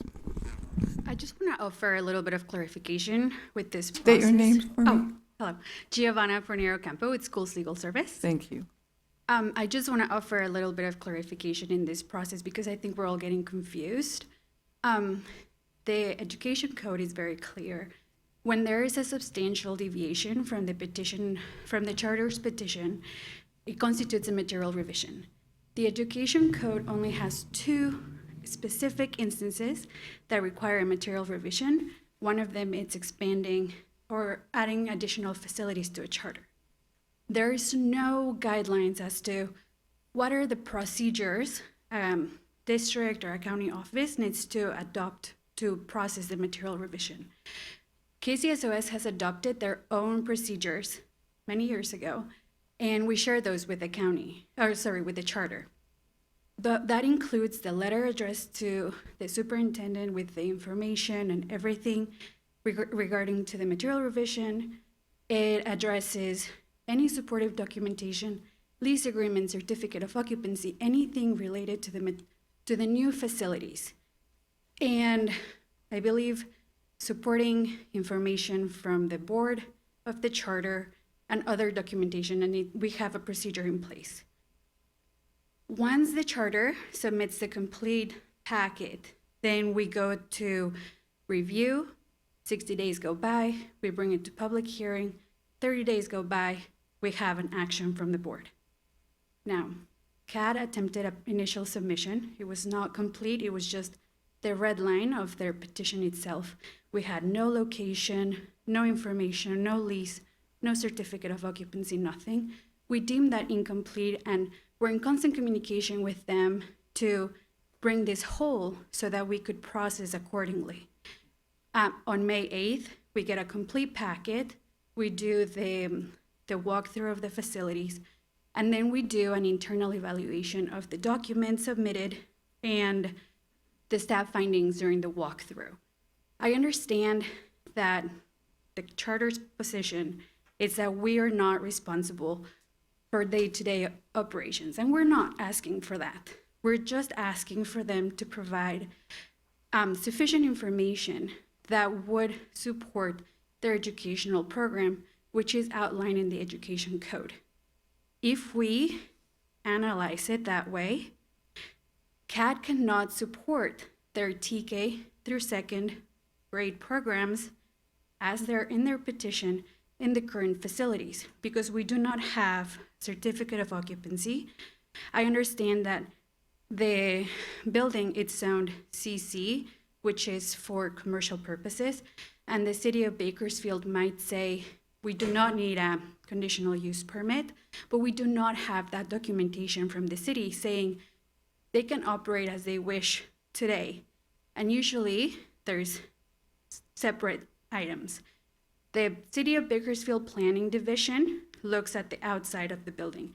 They look at traffic impacts. They look at the surrounding commercial buildings to see if that program can be supported within that building. Now, CAT is proposing to implement the alleyway drop-off pickup front. Their petition mentions parking. Now they're saying the parking is going to be within the city structure. I don't know exactly how they have determined that, but we do not have clarity as to how this is all going to operate. So if we evaluate it under the Ed Code, it does not support their program. Now, we're not saying we're going to deny the material revision. We're working with them and saying, okay, we'll approve it. We understand you got to get all of this stuff in place, but it's going to be conditioned on you providing us documentation. We are not the city. We're not going to approve them.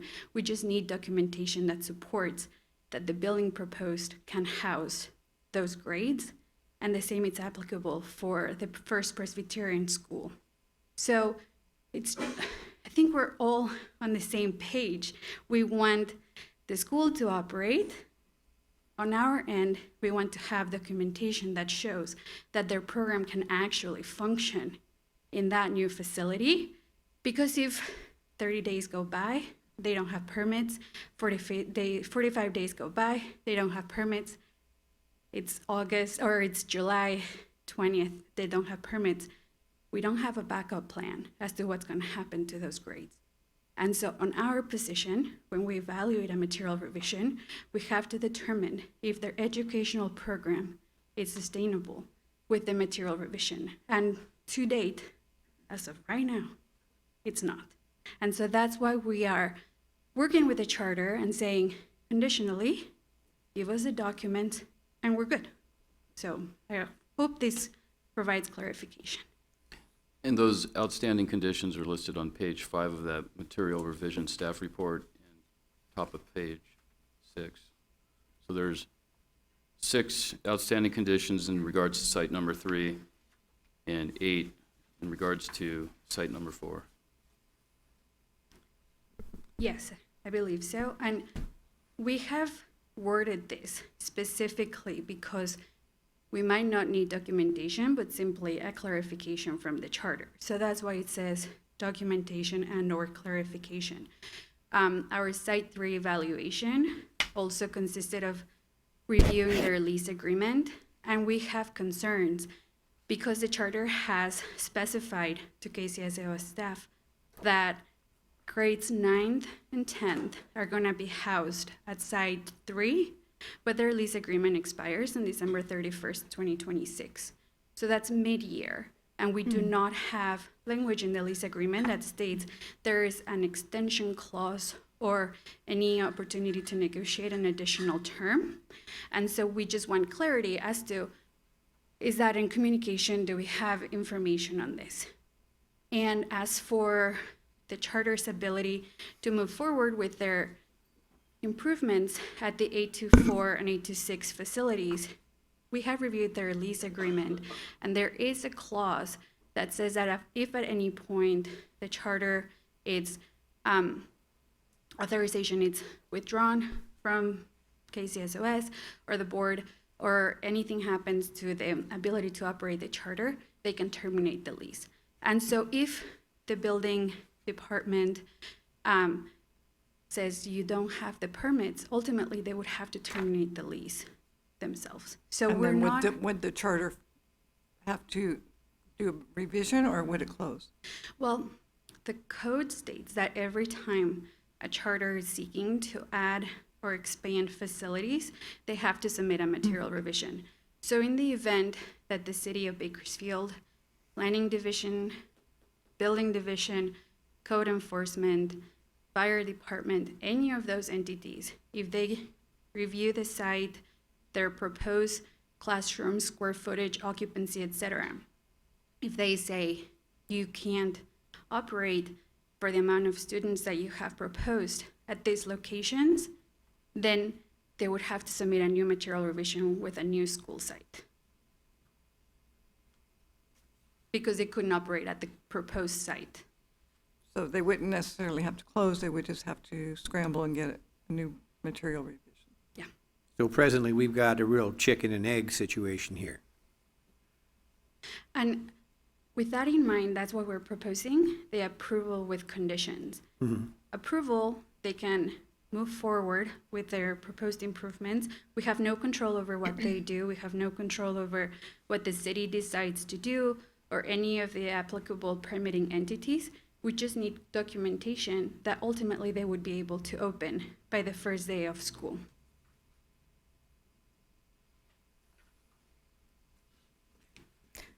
Dr. Mandaburo, I guess our position is not really that negotiable then, according to state education, education statutes?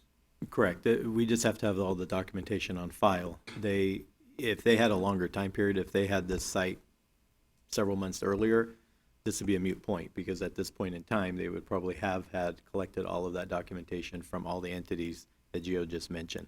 Because of the shortened timeline and because of the fact that we don't want to hold them back, we allowed them to bring it all forward at the June board meeting.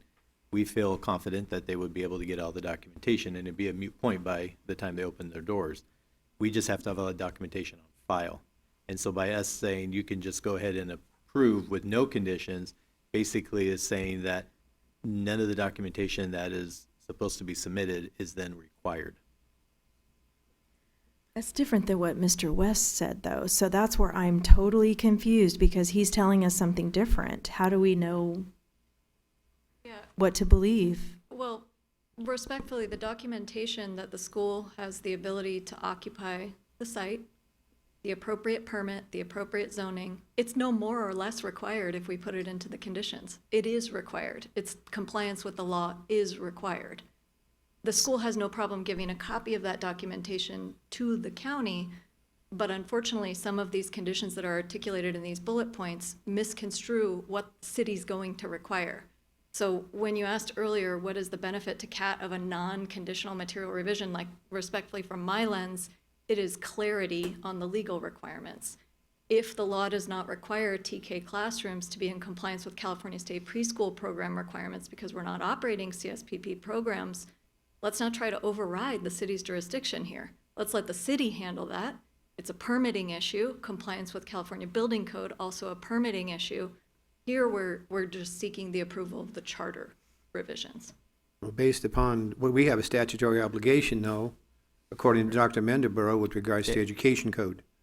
So, and that's what, I believe that's the point he's making. What was your last name, Brady? Hutchins?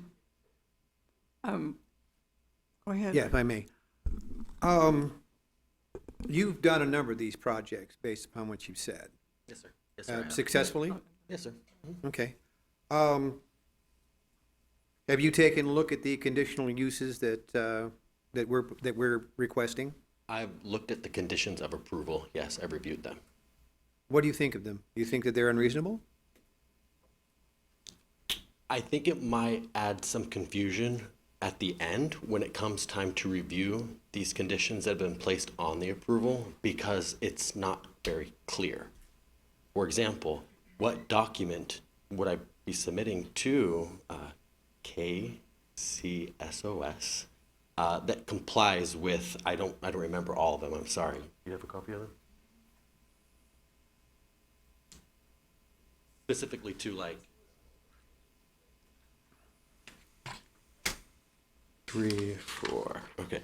Like, what document exactly would I be providing that demonstrates compliance with the playground requirements? Where do I get that document, and what document is it? I'm sure the city of Bakersfield would have something to say about that. Agreed, yeah, And as an AHJ, the city of Bakersfield is pretty strict.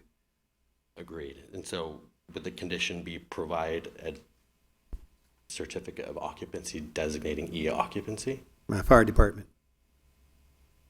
And so I just want to make sure that what I would be afraid of is that because the document isn't quite clear on exactly that process of what's submitting and what needs to be submitted, it's listing 8 conditions that could be misconstrued depending on who is reading it, that it might add more complexity at the closeout of the project and for obtaining the official approval for CAT of their charter. Whereas, Yeah, I think what we're saying is all of these are covered by getting the e-occupancy. So if the city signs off and says, yes, you're good to go, is this board going to grant us the approval? And if so, why the conditional piece? Because the city is going to give us that approval and you're agreeing with the city. We are If the statutorily city- obligated. Well, I think what Ms. Fournier commented was statutorily or not, that these are internal processes that the staff has designed. And I think we brought that up, and the material revision is a revision of the red line version that adds our facility components. And Ms. Fournier mentioned that from that, they have created internal of their own requirements. And this isn't a requirement, not of the education code, but of policies that this body has put together. So what we're asking is, if we have city approval for occupancy, which that already addresses all of this, what is the other conditions besides that city approval that we're seeking? Because that's all covered in this process that has to be done for us to open anyway.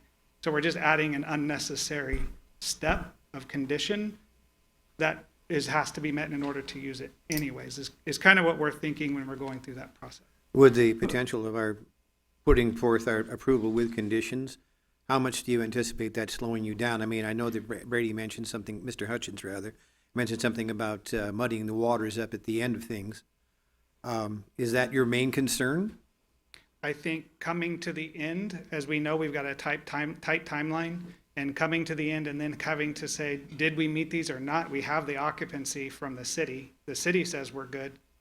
But what are we going for with this body to get your full approval if we already have that occupancy permit? So it's kind of like saying we need double approval for the same thing from 2 different entities, that one has the full authority to give that permitting process, and we're just asking you to accept the city's approval without added additional conditions that are already part of that approval process. I see the benefit to CAT of not having conditions, but I also see the benefit to the board, to County of Kern, when it comes to liability issues. I could see how this protects us, requiring documentation that the playground is in compliance. I see how that protects us. And it seems like if we were to approve this without conditions, we're not protected because you no longer have to comply with whatever extra conditions we wanted. We would have to get the occupancy. With the permits, you would have And to. so that would have to be a part of that. Occupancy the e-occupancy is saying this is an adequate facility for educational use and for students to be in here. This is not just the outside, but it's the inside, the fires, the safety, the classroom sizes, all of that is encompassed in that occupancy permit that the city will send their inspectors, they'll send the fire marshal, they'll do all of that. It seems like you're gonna get what you want. You just don't want to be bothered with these extra conditions. Because Those it's easier for CAT to not have conditions. That's basically what it comes down to. I believe it's easier for us to be able to confidently go in front of parents and say, here is where your student will be in August, and we know that we'll get these permits in place. without having to say, after we get these permits in place, we're not sure if the county will approve yet, even though we have all the permits in place. We're just looking for that confidence to move forward quickly. Your approval with conditions is already approving them.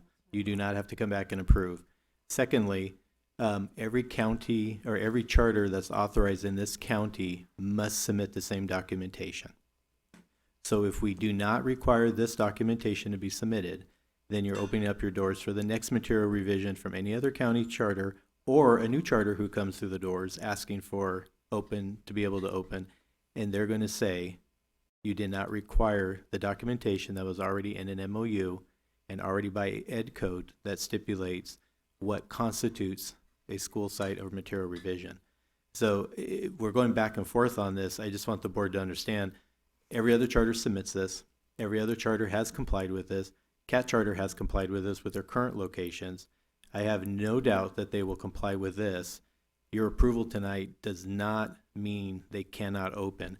It only says that if the conditions do not comply, and Greg and Mr. West already mentioned that if the city says, sorry, you can't occupy, it terminates their lease anyway.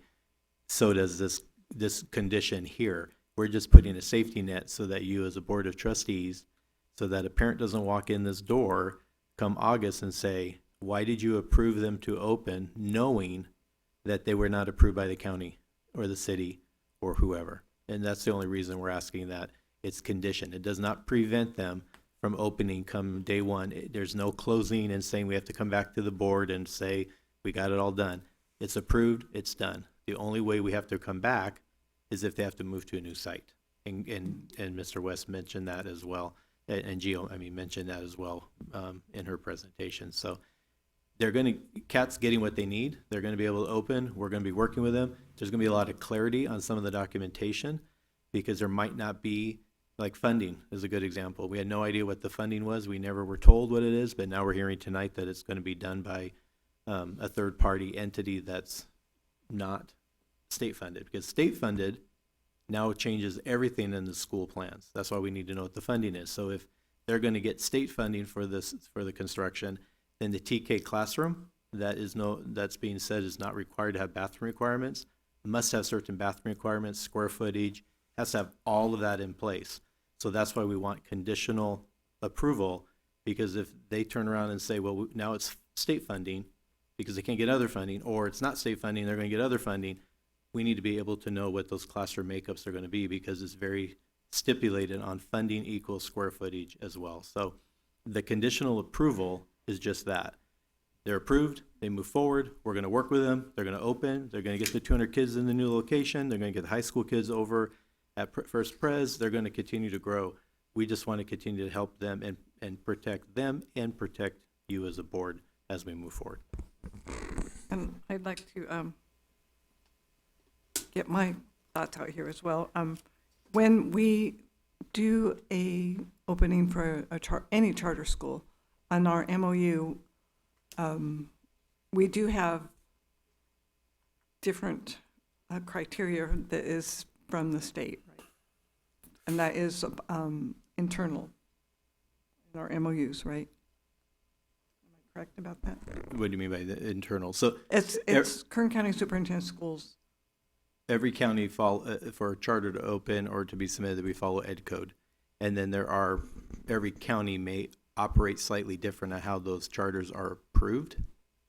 There was a question, that's why we're doing this merged one, because there are other counties that do such a concept like this. It's never been done in Kern before, because they always do the 60-day and then the 90-day approval.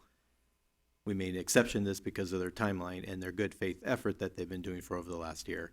But Ed Code stipulates what is required for a charter to be in existence and to open their doors. And I understand that. I just wanted to clarify that we do have some other additional language in our MOUs. Okay. Because for us, legally, the only thing that we really have to have is for a material revision. And that's what I'm hearing from charter. And we, as a board, do have that option of saying, yes, we can approve this or not approve that with the material revision. So that's the issue before us at this time. And because if we don't have the, if we said, either way, if we have it approved with the material revisions or without, if the permits do not I get think you're approved, referring to conditions. or revisions, sorry, but if, conditions, but if the permits don't get approved, either way, there has to be some actions taken. So either way it happens, there'll be some actions taken if the permits do not get approved. And this happened quickly too. I mean, it's 32 days, and a lot of stuff happened during that 32 days. So hopefully you can be understanding as to why we want to dot an I or a T. And is that really going to stop you from moving forward if it does come out tonight, approved conditionally? Would it be appropriate to approve conditioned on getting e-occupancy?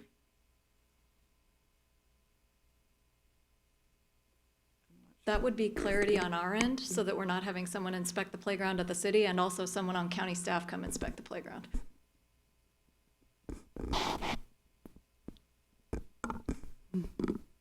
So I am not entirely familiar how the Bakersfield City Planning Division or Building Division is going to work this out. But one of our concerns was they're proposing 8 classrooms for those facilities. They range between 450 square feet and 500 square feet size. The building code specifies that each student has a net square footage of 20 square feet. So for a 450 square footage classroom, you can only have approximately 22 students. For a 525 students. If we add those up, it comes up to 194 students. That's not accounting, and I don't know specifically what the building division is going to say, but I don't know if that counts for desks, staff, teachers, aides, etc. So what we don't have, and the charter is proposing to have 210 students attend this location. So we have a discrepancy of about 16 students in occupancy. I am not entirely sure if an occupancy E will also give us a maximum occupancy that will satisfy their proposed numbers at this facility. So I don't necessarily work with the city department to know exactly what the building E is or the occupancy E is gonna encompass, because for all I know, they're gonna come in and say, yeah, this looks good, you can open a school based on these requirements under the building code, but then we're looking at fire code, maximum occupancy. I don't know if that falls under the occupancy E determination. So if we get documentation that says occupancy has looked at everything, we can fit 210 students, specifically TK students, which it's our position that the California Code of Regulations does apply to TK specifically. We're asking to see if the code says they need to provide child size facilities. I mean, they're TK students. And so the code does not exempt charters. It says anybody providing TK preschool, and I don't have the code in front of me, but the language is there. And usually when a charter is not required to comply with specific code section, it exempts them, or it just lists school districts or educational facilities. So that is why it's our position that this code section does apply. If it doesn't, and we get documentation from the charter saying, this is why we don't think it applies, we will consider that. But I can't stand in front of you and say occupancy E satisfies the requirements for them to open TK through second grade, because I don't necessarily work with the building division every day to see what the inspectors are looking at. I think the building department would probably rubber stamp anything the fire department had to say. They're the ones that have got, I think, that set the occupancy codes. Yes, the Those- Title 19 fire code Mhm. sets the occupancy codes. And I think what we are also forgetting here is if we approve it without conditions and they don't get approved, what's stopping the charter from saying, oh, you approved us. And just as a background, when the charter operated or started operations at their current facility, they did not have occupancy E for their building. So when we requested documentation, it took a period of time for them to obtain the occupancy E certificate from the building division. So if we approve it and we request documentation and they don't have it, just like it happened before, what do we do? That would be the other concern. Well, it goes back to permits. But we have approved the material revision. I think we've discussed this enough unless there's further questions from the board. Well, like I was just asking, would Kat be willing to walk away tonight with a conditional approval? Well, it's our decision. Oh, I know, I'm just asking if they, you know, I mean, is that gonna stop, I don't think it's. Versus gonna a denial of versus- the material revision? I think, yeah. I never said the word denial, I never said that. Okay. Well, I think we're going around in circles here. Yeah, I think so, I too. think we know Kat's position, we know KCOS's position. And we're gonna get back to this to open it up for public comment, but right now we haven't even got to the consent agenda. So is there any further questions for Kat or for Ms. Graham? Okay, we're gonna go ahead and move on. We're gonna move on to 4.1 of the consent agenda. Approval of graduation diplomas. Is there a motion? Motion. We have a Second. motion, we have a second. All those in favor? Aye. Aye. Any opposed, any abstentions? Motion passes. Moving on to general business, 4.2.1, approval of action, CAP material revision regarding facilities. We're gonna open this up to the public since it's a public hearing. Any comment from the public? Hearing no response. I'm gonna go ahead and make the following motion. You need to close the hearing. We're gonna close the public hearing. Okay, moving on, we're gonna entertain a motion. I'm gonna make this motion. I'm gonna move to approve the material revision to the charter of Central Academy of Arts and Technology to add additional sites at 1705 17th Street, Bakersfield, California, 93301, 824 18th Street, Bakersfield, California, 93301, and 826 18th Street, Bakersfield, California, 93301, subject to the charter school's satisfaction of the conditions set forth in the staff report dated June 9th, 2026, and failure to satisfy any condition within an applicable timeline identified in the staff report as grounds for termination of approval of the material revision. And we have those conditions listed in the report. I believe that they're reasonable, so that's my motion. Is there a second? Second. We have a motion, we have a second. Any discussion? There's no discussion. I actually have, I'm sorry, I thought he was pulling down his mic, but do you see a reason why they would, I just don't understand why they wouldn't be okay with having this approval with conditions? Because they don't want conditions. Because. They just want it to be approved. They don't want to have to worry But about us. clearly, it's like more than that, though. It's like. Excuse me, sorry. I'm looking at the conditions right now. None of them seem unreasonable to me. So it sounded to me like they're concerned about the timeline, but then we were assured that the timeline remains what it is. So. These conditions protect us, and they may cause some concern to CAP because they would obviously prefer not to have conditions. But I'm not sure how they protect us per se, because they have to go through the policies and the permits, and those are the things that would either say yes or no on the well, CAP. when a little kid hurts himself on a playground, I want to say that we require documentation demonstrating that they're in compliance with playground requirements. I agree. It makes sense. And the city has to also approve that. That's on the city. I'm not the city. I don't work for the city. But there's nothing unreasonable about these conditions, in my opinion. And these requirements are from KCSOS.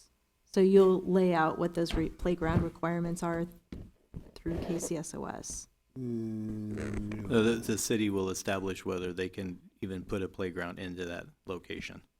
So it still is the city. Yeah, everything there has to be the permits and city. There's some other conditions, clarity like funding, that they still need to give us and provide us of how they're going to be doing the funding, classroom occupancy. Just like it was mentioned, we have to make sure that the number of students they're putting in these rooms will accommodate the occupancy standards that they're expecting and all of that. So They shouldn't be upset with us no, doing and it it's with everything that every conditions. other I charter mean, is required to do. So, and they did it with the last site. They didn't have the permit when they opened. They were still working with the city, and they finally got the permit. But they were open, and this is just procedures that every single charter in Kern County has already adhered to and followed. I just really hope that CAT hears that we want you to do this. We want you to move forward. We want you to grow, and we support you. Like we're taking this time because you're important to us. I hope that you're hearing that. And I know all of us want to understand why is there this conflict. And I have to agree that these are in place for a reason here. And that's how we've always approved charters and these conditions. So I guess I just want to make that clear to Kat that we love you guys. We want to see you thrive, we do, and we want to see you grow. And hopefully your parents will understand. Maybe they'll be happy that we did this. There's another layer of protection. I would think as a parent myself, I wouldn't mind that. That would be comforting to me. Agreed. Two cents on that. So, Any further discussion before we vote? All those in favor? Did we get a second? We did get a second. Oh, okay. We had a motion, we had a second, we had discussion. All those in favor? Aye. Any opposed? Any abstentions? I Motion think I'm going to passes. abstain. You abstain? Mhm. One abstention. Motion passes. Okay. Moving on to 4.2.2, approval of the 2026-27 LCAP budget overview for parents and the 2026-27 local accountability plan, LCAP. And Mr. President, you are able, if you want, 4.22 all the way through 4.24 were presented last month. Desiree Von Flew presented these in detail, going through the documentation as a preview, and then now you have the ability to approve those. Nothing has changed since the last board meeting. If you have any questions, I'll be happy to entertain those questions for you, but 4.22 all the way through 4.24 is the final approval from last month's presentation. Mr. President, can I make a motion that we approve all in one motion? Well, I want to ask if there's any questions of Dr. Mendeborough regarding these items. yes, I have a question. And it has to do with that page. It is page 24. That sentence that says, this data is dependent, I'm in the middle of that first big paragraph toward the bottom. This data is dependent on the number of seniors enrolled each year and their credit standing. When credit deficient fourth year students enrolls in the alternative education program, the program is held responsible for graduating that student on time, even if it is not feasible for them to complete the number of credits necessary in the available time frame. My question is, do we lower the credit requirements in order for them to meet whatever they need to meet to graduate, or how does KCSOS adjust with the limited time frame for these students? Yeah, students are required to meet the 220 credit requirement. There are some exceptions for students who are on IEPs, foster homeless, depending on their circumstances that are outside the general student population that comes, that some adjustments could be made if they're entering into their year past their graduation date.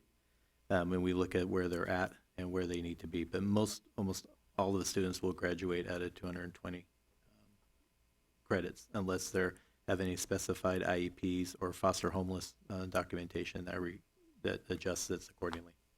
Is there a minimum amount that they still need to pass? It depends on their IEP, or sometimes the foster homeless documentation may say they just need, X, Y, and Z GED type level and not the minimum 220 requirements. So we would have to adjust those accordingly.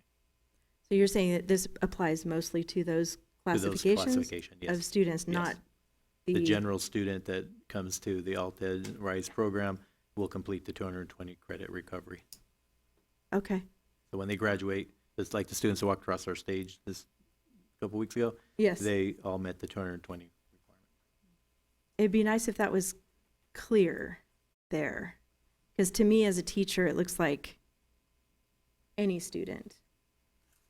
So I That's a don't know good if we point. That's a can very good point. edit that, because Yeah. that was a concern. And then the absenteeism, well, are you saying that we can edit that? Or Yeah, include before it? we submit to the state, we can edit it as you choose. You can do Okay. final approval upon the edit. The edit, okay. And then the absenteeism transportation issue, I noticed in the other packet that we got, the 4.2.5, I know we're going to address that in a minute, but it does address transportation. Mhm. And it says utilizing charter schools. So I had a question about that, if that applied to the LCAP, or is that something completely separate? Which one, 4.25? Yes. That's separate, that's expelled. Totally separate. Yeah, So- that's our students who are expelled. Addressing absenteeism, is a transportation issue, but we don't have the funds to provide transportation. Correct. When students are placed into the RISE program, it's dependent upon the parent. The parent has taken full responsibility to transport their child. There are situations where, again, if they're foster homeless or special circumstances, we can accommodate.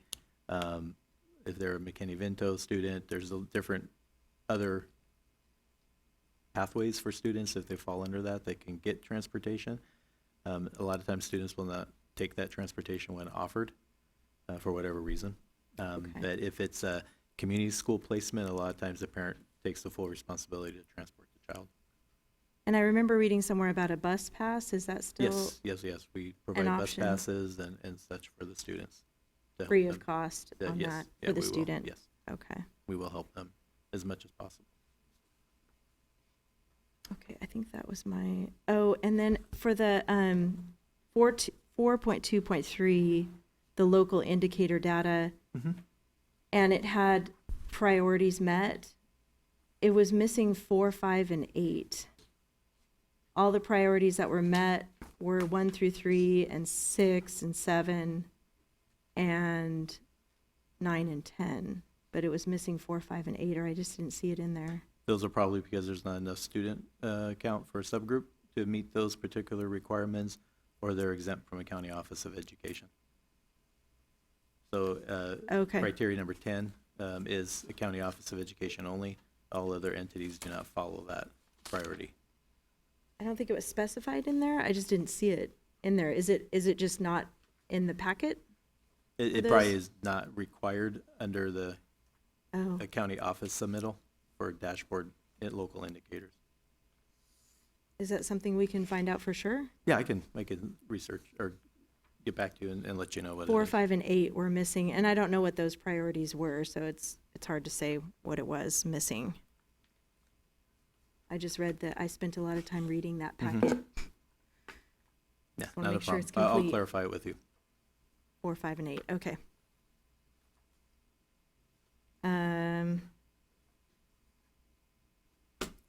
I'm finished with my questions, thank you. Okay.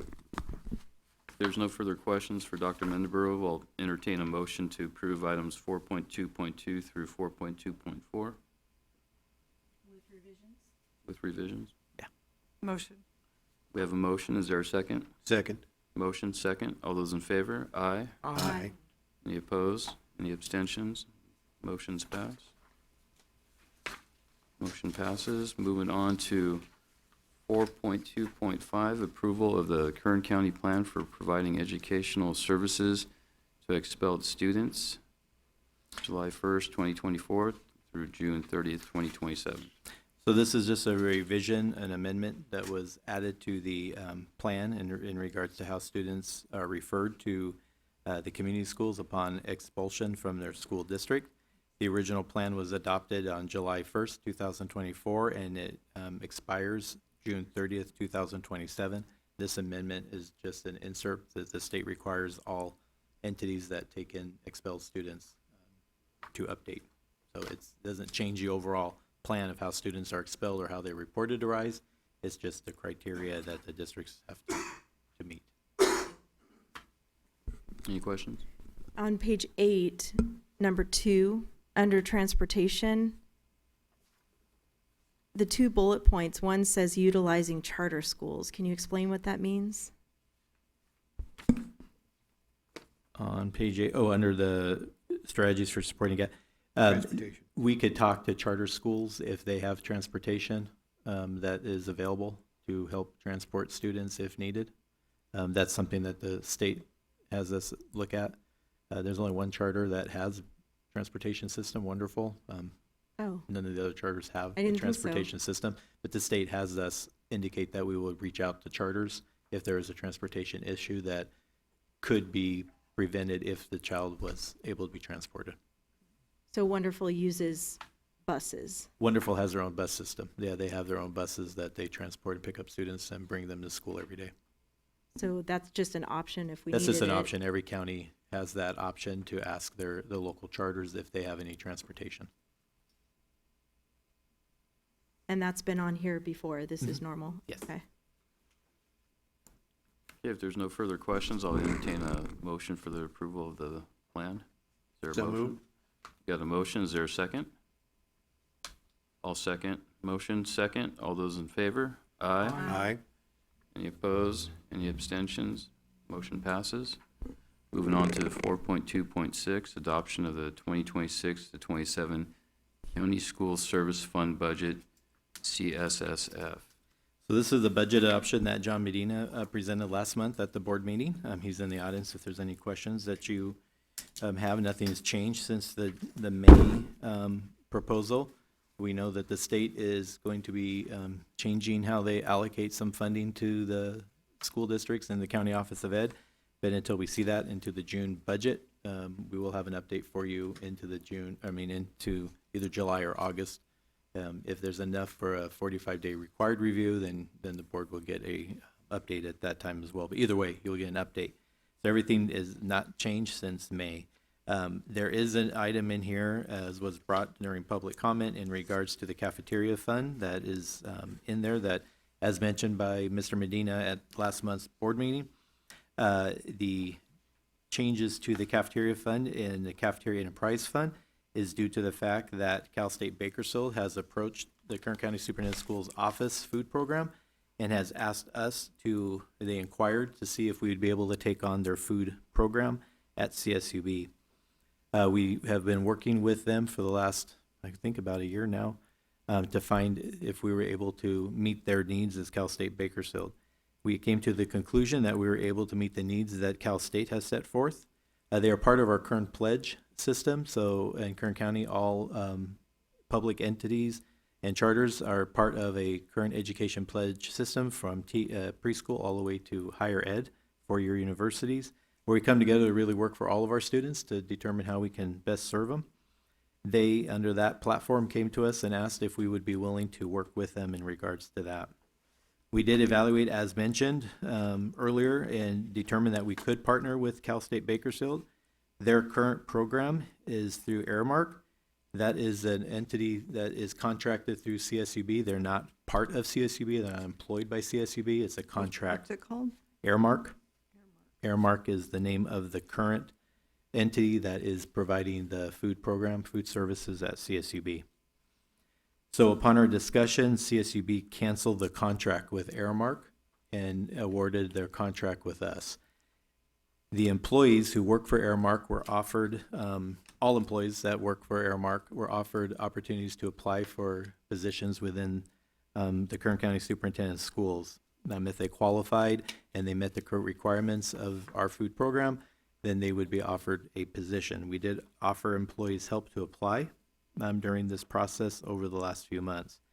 We're not quite sure the details between CSUB and Aramark, to be honest with you. I don't know what the agreements were made. I don't know what they had as far as contract agreements and everything, but all we knew is that the services that they were rendering from Aramark, they no longer needed or wanted, so they terminated that contract.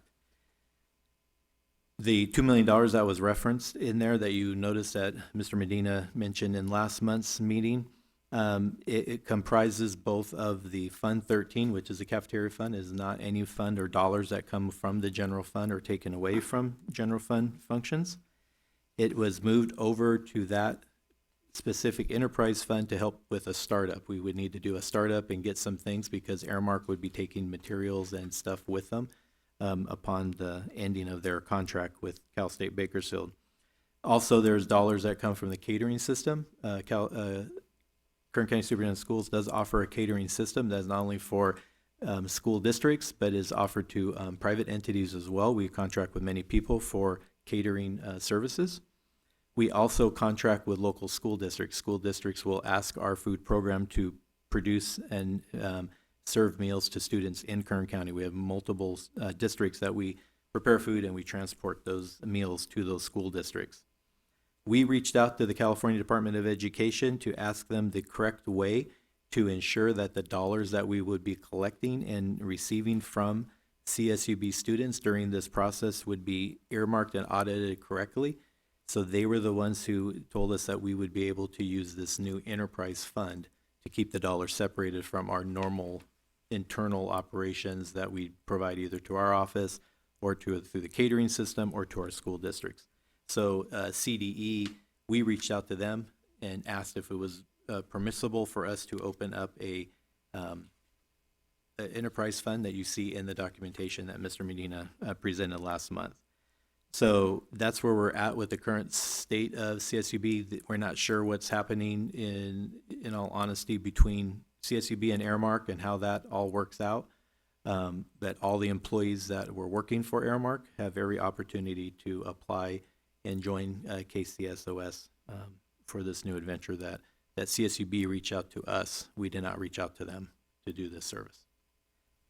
So other than that, just wanted to highlight those changes, or not changes, but highlight that in the budget adoption, and everything else is as is until we know exactly what the state's going to give us come June 15th. And why be such a difference in the amount of employees? Amount of employees? Yeah, because they said that there was, 8? 25, they said 25. they went from, I think they said they went from 25 to 9. 26. Yeah, we're not sure how the contract was written or what agreements were made between CSUB and Aramark on how they staff their food program. We went in and did a thorough review of how we were going to operate, and under Cal State Bakersfield's they asked us to do certain things. So we are complying with what Cal State wants us to do. It's not us saying to them, we only need X amount of staff or not. They said, this is what we want. How's that going to look? How's that going to be staffed? How are we going to do the food? We proposed and gave a proposal back to them. They agreed with our proposal, and we entered into agreement with Cal State Bakersfield based on that. So we're not quite sure all the details of Aramark. I know people came and presented tonight. That's between Cal State Bakersfield and Aramark on what that looks like. But we did offer all 25 employees that currently work for Aramark to apply for any openings that they have within KCSOS. And it might not even be at Cal State Bakersfield per se. It could be anywhere in the KCSOS system that the food service program operates. So are we operating a kitchen out there, or are we transporting the food? We're working out there at Cal State. They have kitchens and everything. They have a kitchen, a coffee shop, and what else, Christian? There's the third one. I'm blanking on it. So there are several retail locations like the Starbucks and other food areas, but the predominant location where the kitchen is located is the Runner Cafe that you're familiar with. Right. But I would think it would take more than, 9 employees to run all that. Yeah, we have 18 positions posted. So we'll be growing into the role. So some of them have not been filled yet. That's correct. Okay, thank you. So we're posting what we need now to get started, and then as we continue, so there'll be up to 18 or more, depending on the workload, the service, the students, how many people need food, all of that. We will be increasing as such.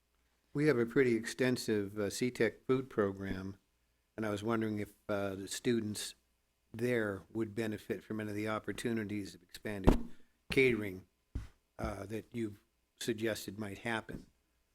Do we see any of the community school kids being involved in catered events that we might now be, that we as, well, I'm not putting this very well at all. That would be yet to be determined. Right now, it's to serve and provide the meals for the Cal State University students in their cafe. So it would require probably not CTEC students to be out there per se. Doesn't mean that if there's events or something that they need in addition to the normal operations, that we could not utilize those students to perform out there. Okay. But for the kitchen the day-to-day running of the kitchen would be housed with specified job, specific duty job titles. I have a question for Jonathan Medina.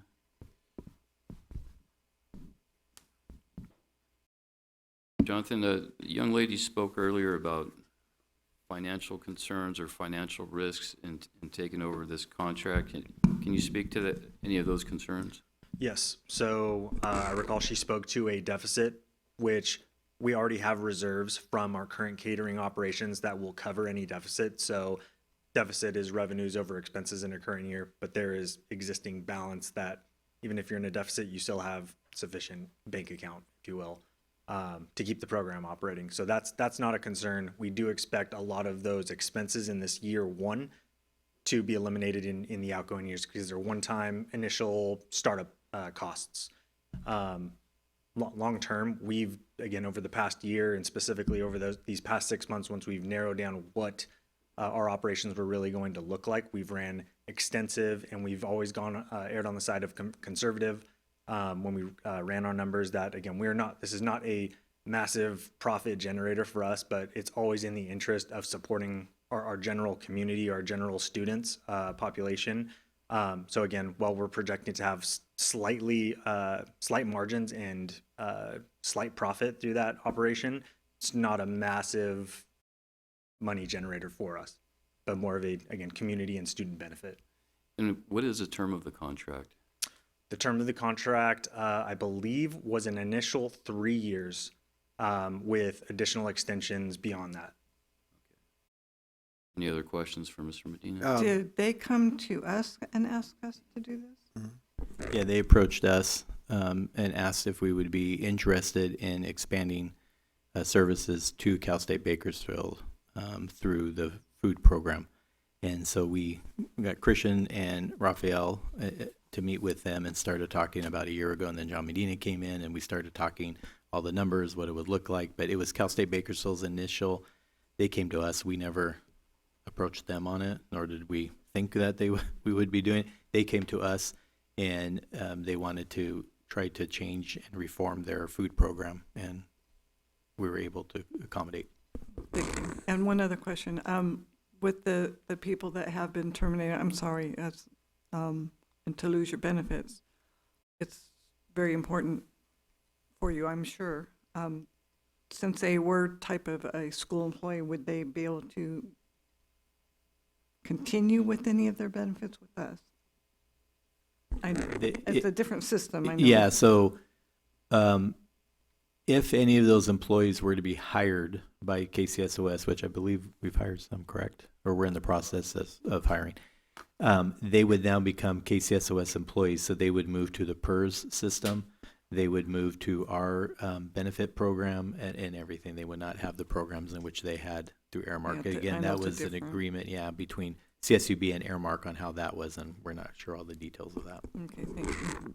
And do you know if the pay is comparable between Airmark and KCSOS for these employees? Yeah, it's pretty comparable. Okay. In regards, that's what one of the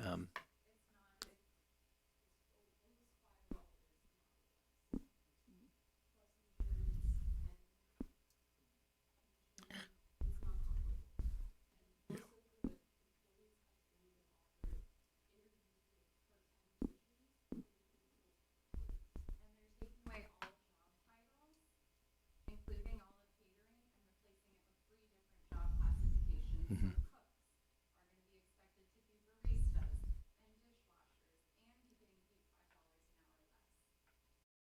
It's not comparable.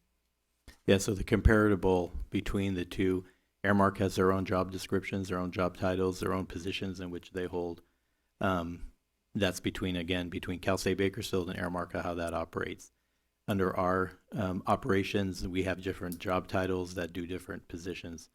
Some are very comparable as far as duty-wise. Others are more of a mesh, as she was mentioning. So a job position may have 2 type of duties instead of just one. Airmark may have just one person doing one thing, and we have one person doing 2 things. So it's just every school district has different job descriptions, and people go from District A to District B, and they have completely different pay and different job duties in which they follow. So this is very similar to how this transition is occurring. And it all comes down to whether or not we approve this budget. No, this has Okay. nothing to do with the board's approval. Mhm. This is under But the this is Kern not County. an action item. No, that we're- these budgets that John or Mr. Medina reports out is just for information for the board to know where all monies of the county office is being spent. Your jurisdiction is under the Fund 1. And so So it's inside of it, though, is that what you're saying? Yeah, this is just, that portion, the other fund revenue Yes. is just a information item for the board to know what other funds we operate under the county, under Kern County Superintendent of Schools, and just for your knowledge base. But the food program is an operation under the Kern County Superintendent of Schools office per se. And so, oh, sorry, go yeah, ahead. no, so and that's why it's reflected in this budget, because we report all the budgets to the board on how we're operating. Yes, okay, I do understand that. It is an action item as a whole package. Correct, as a whole package. And if we don't approve the whole package, that throws off everything. This is inside of this package. I mean, I guess what I'm trying to say is they're asking us not to approve it because Right. it doesn't fit their, Correct, and they don't, What- the County Board of Education does not have jurisdiction over the contracts of that, so we can it's approve. CSUB that is in charge Correct. of that. CSUB is the one who requested the change and approved the contract with us. And so that's between CSUB I understand and the that. county, so that, yeah. You won't be able to make any changes or go back to Cal State and say, this is what we want. Because Cal State's the Right. one who initiated it. Cal State's the one who said, this is what we want, and we want you to carry through with it under your discretion of how you need to do it.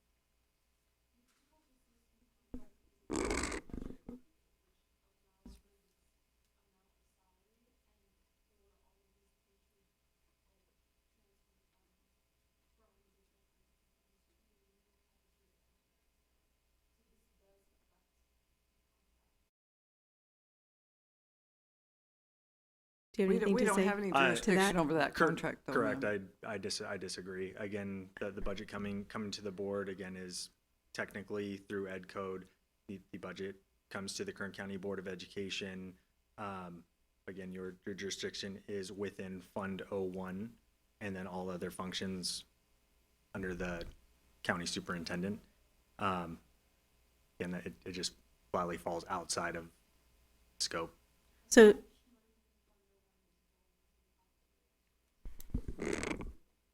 That But- portion is catering services in which we operate. That is through the general fund because of how it's set up for non-cafeteria food programs. So there's a Fund 1 operation that does catering, and then the Fund 13 does the cafeteria fund. Majority of the money that was moved was for a cafeteria fund, from Cafeteria Fund 13. As I mentioned, we contacted CDE to ask if this was permissible so that we could keep track of this particular thing. They said yes. That's why we implemented that particular budget for enterprise fund. The catering, because there are some catering events that occur at Cal State Bakersfield that they have now asked us to take over, comes from the Fund 1 element of the catering component. So that's where the two come into play.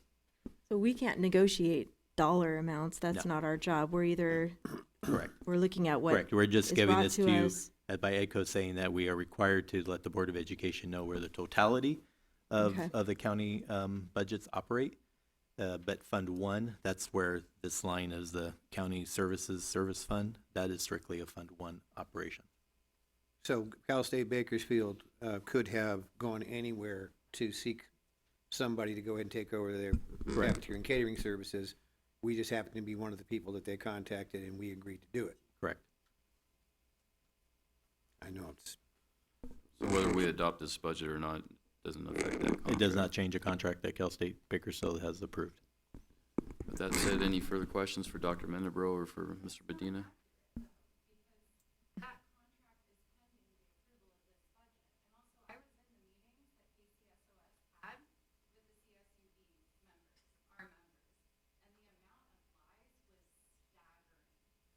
No one from their HR reached out to a single one of our members or helped them apply. Our Spanish-speaking members weren't even given the tests in Spanish. Every opportunity they had to make this process harder for our members was taken. It is despicable the way that KCSOS is handling this. And you have an opportunity to put a pause on that and say, maybe we should take another look.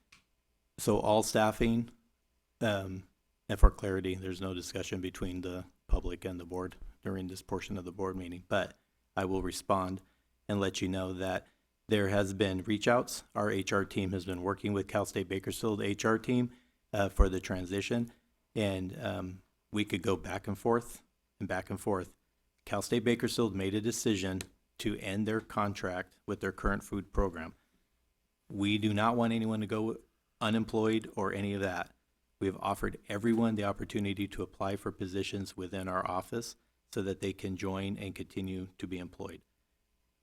What's happening between Cal State Bakersfield and Airmark is between Cal State Bakersfield and Airmark. It is not the problem of the Kern County Board of Education or the Kern County Superintendent of Schools. Cal State Bakersfield came to us and asked us to take on their program. They didn't ask us to merging. This is not, if it was CSUB employees, totally different because we're merging programs. They were ending the service. In 3 years, they can end our service and all of our employees are going to be out of work. So that's where we're at. So, and it's unfortunate, and I feel for you, but at the same time, that's between you and Cal State Bakersfield. We can't negotiate what Cal State Bakersfield did. All we know is Cal State Bakersfield ended their contract with Airmark, and they've asked us to take on their program. And we're trying as best as we can to accommodate and take any employees that meet the requirements under our organizational job description requirements.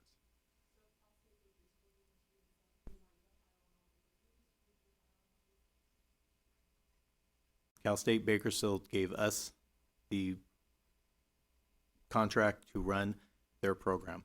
At that point, it is no different than when Cal State Bakersfield hired Airmark. Airmark controlled and dictated how they were going to do it upon approval from Cal State Bakersfield. So they gave us authority to staff as we need to based on their needs and under their budget restrictions and their criteria that they gave forth to our office. And they said, we want you to run the program under X, Y, and Z. We were able to accommodate them under X, Y, and Z. They allowed us to move forward. Whatever those agreements were between you and Airmark, or Airmark and Cal State Bakersfield, I can't answer and can't answer. They can't tell us you have to hire. If it was their employees, totally different. But this was a company that they are no longer using. So that's where.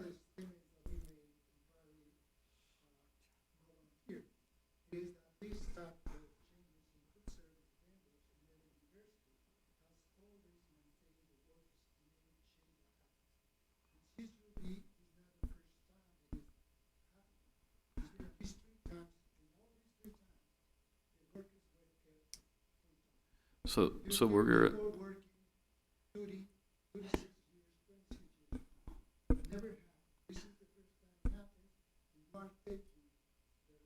okay, sir. I appreciate your comments. The time for public comment is over. We do have a meeting we need to get through. If there are no other questions from the board for Mr. Medina or Dr. Mendebro, I'll ask for a motion Is there a motion to adopt the County School Service Fund budget? Is there a motion? I'm hearing a motion. Is there a second? Second.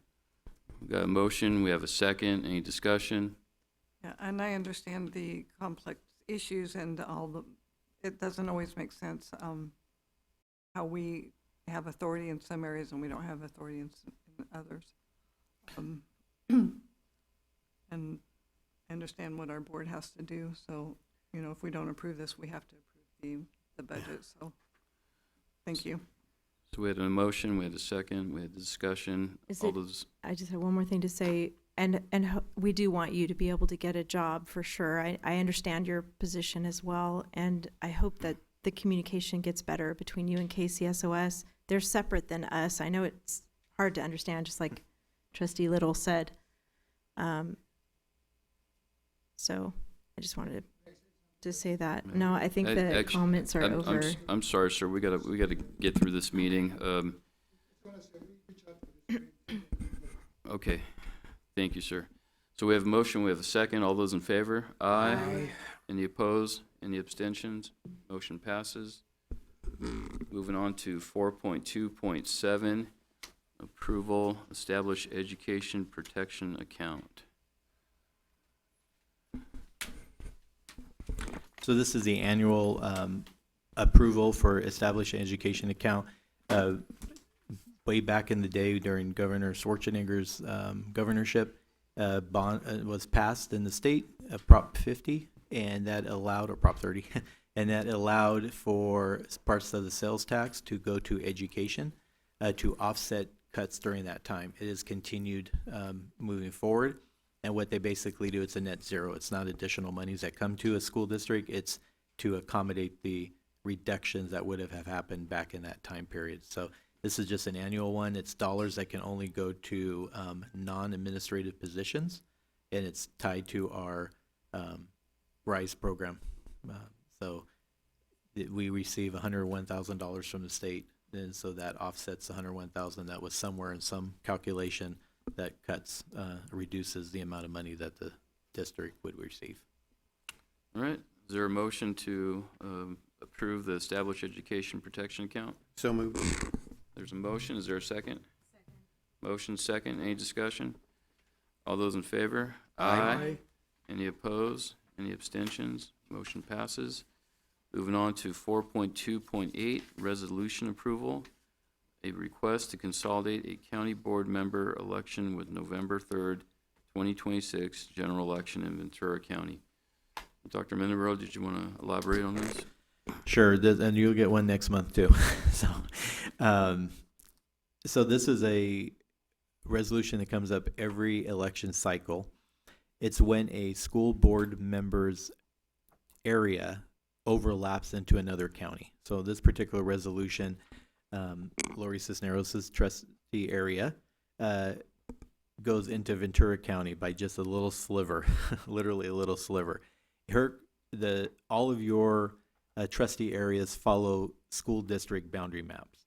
So the El Tojon School District goes slightly into Ventura County by just a smidgen on top of some mountain. There is nobody that lives there, no one resides there. We don't even know. It's a mountain. Nonetheless. And so, but because of that, they are required to notify us that Lori could potentially have two areas. There's nobody that resides there, so she's not going to be on any ballot or anything that she has to worry about at this point in time. San Bernardino's coming to us next month. We just received their request because their Sierra Schools district goes into San Bernardino County as well. Delano High School is a very good example. Delano High School is majority in Kern County. There's about 10% of their district that feeds into or goes into the Tulare boundaries. There are people that live in the Tulare boundaries.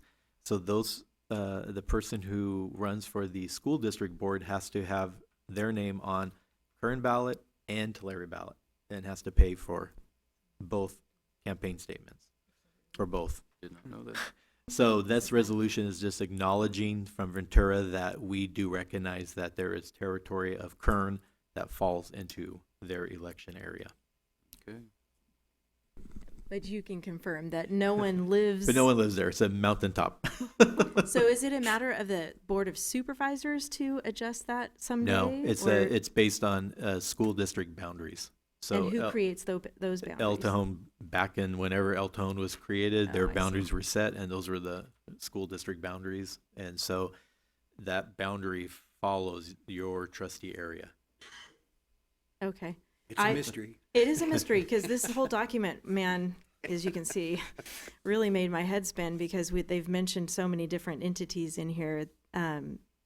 So can you confirm that this document that we're looking at right here is, with the exception of maybe the dates, is it worded exactly how it's been worded? You'll see the same one next month for San Bernardino. I mean, this particular one, Yeah, though. unless San Bernardino has different language that they need adopted. So every election office Ventura sent us a resolution to be approved. This was their resolution that they wanted approved. San This is for- Bernardino's, okay. San Bernardino's could be slightly different based on whatever requirements they may have from their election office. And we're just acknowledging that, yes, there's a little sliver in the mountains Yep. in that Yeah, border. They're gonna go campaign. Yeah. I might go camp there or something. I mean. And so Delano has to notify, the elections office has to notify Tulare. Tulare has to notify Kern that they're sharing boundaries. But nothing other than that Correct. affects my area. Nothing. You Okay. have a mountaintop somewhere. All right. All right, thank you. So the resolution's in the packet. I don't feel a need to read it. Is there a motion?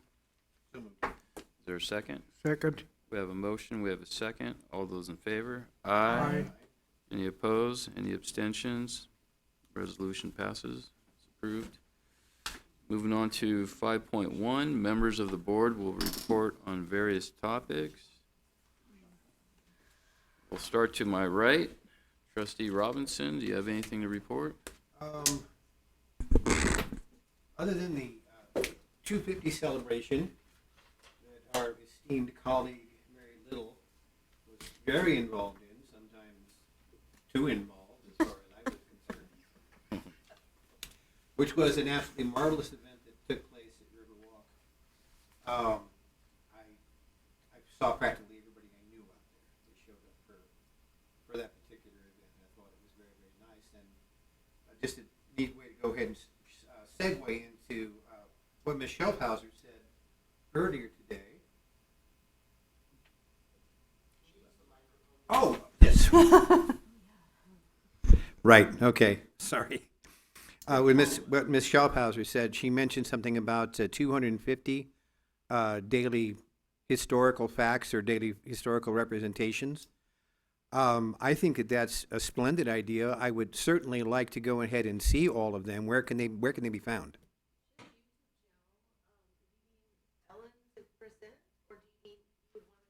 I'd like to go ahead and see what she's proposing to present.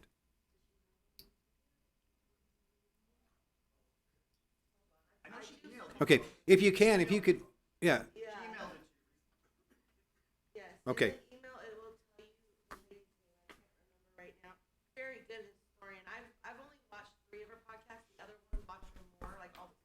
Okay, good. All right. Yeah, I don't want to break protocol here either. No. Yeah. Okay, because I'd like very, very much if we review that. We might be able to go ahead and get that on the agenda for next month. No guarantees. I've got no say about that, but that's what I would like to see happen. So if nobody.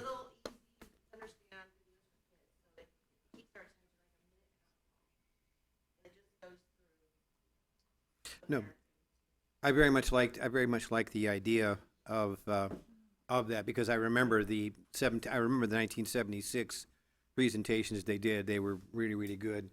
And I grew up in a place with 3 television channels, one that worked if the weather was bad. So those were important for me. Other than that, I don't have a whole lot to report.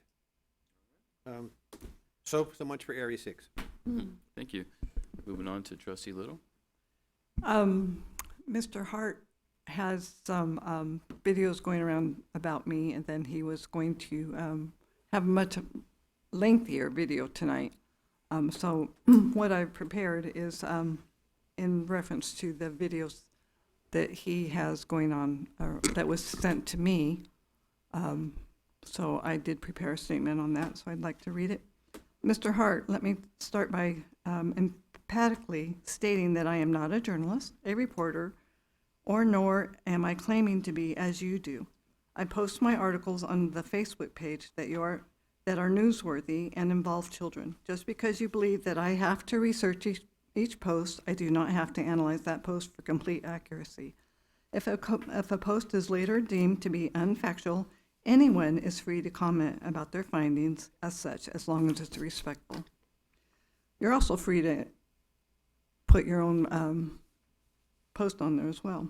Mr. Hart, job duties of a reporter, which was your profession and which you still seem to act as an independent reporter of your own truth, are to gather the facts with accuracy, conduct interviews of those involved, and present the facts. It's obvious that you have failed to do that in your erroneous reporting of me. I never made any awful statements about the trans community. I never have. You state that I did, but I did not, I haven't never said anything about the trans community negatively. What is a mega person? Because you said I was a mega wacko. You don't know my views. You have never spoken to me. Your assumptions are not accurate at all. Reporters do not go on assumptions. If you want to call me a mega wackadoodle, go ahead, but you have no grounds. I love my country. I want jobs to flourish. I love our veterans. I want kids to thrive. I want to see people get along and have traditional values. And if it makes you happy to call me that and mislabel me, go ahead. You can call me a conspiracy theorist for my beliefs on some issues. Did you do your own research, or are you just following the media that has shown to be untruthful? You again state that I have dozens of anti-vax posts on my Facebook page for the Children Matter. That is not correct, Mr. Hart. I do not state that anyone has to be anti-vax. I only put articles on there that state the vaccine injury so people can learn. Again, you're free to disagree with me, Mr. Hart.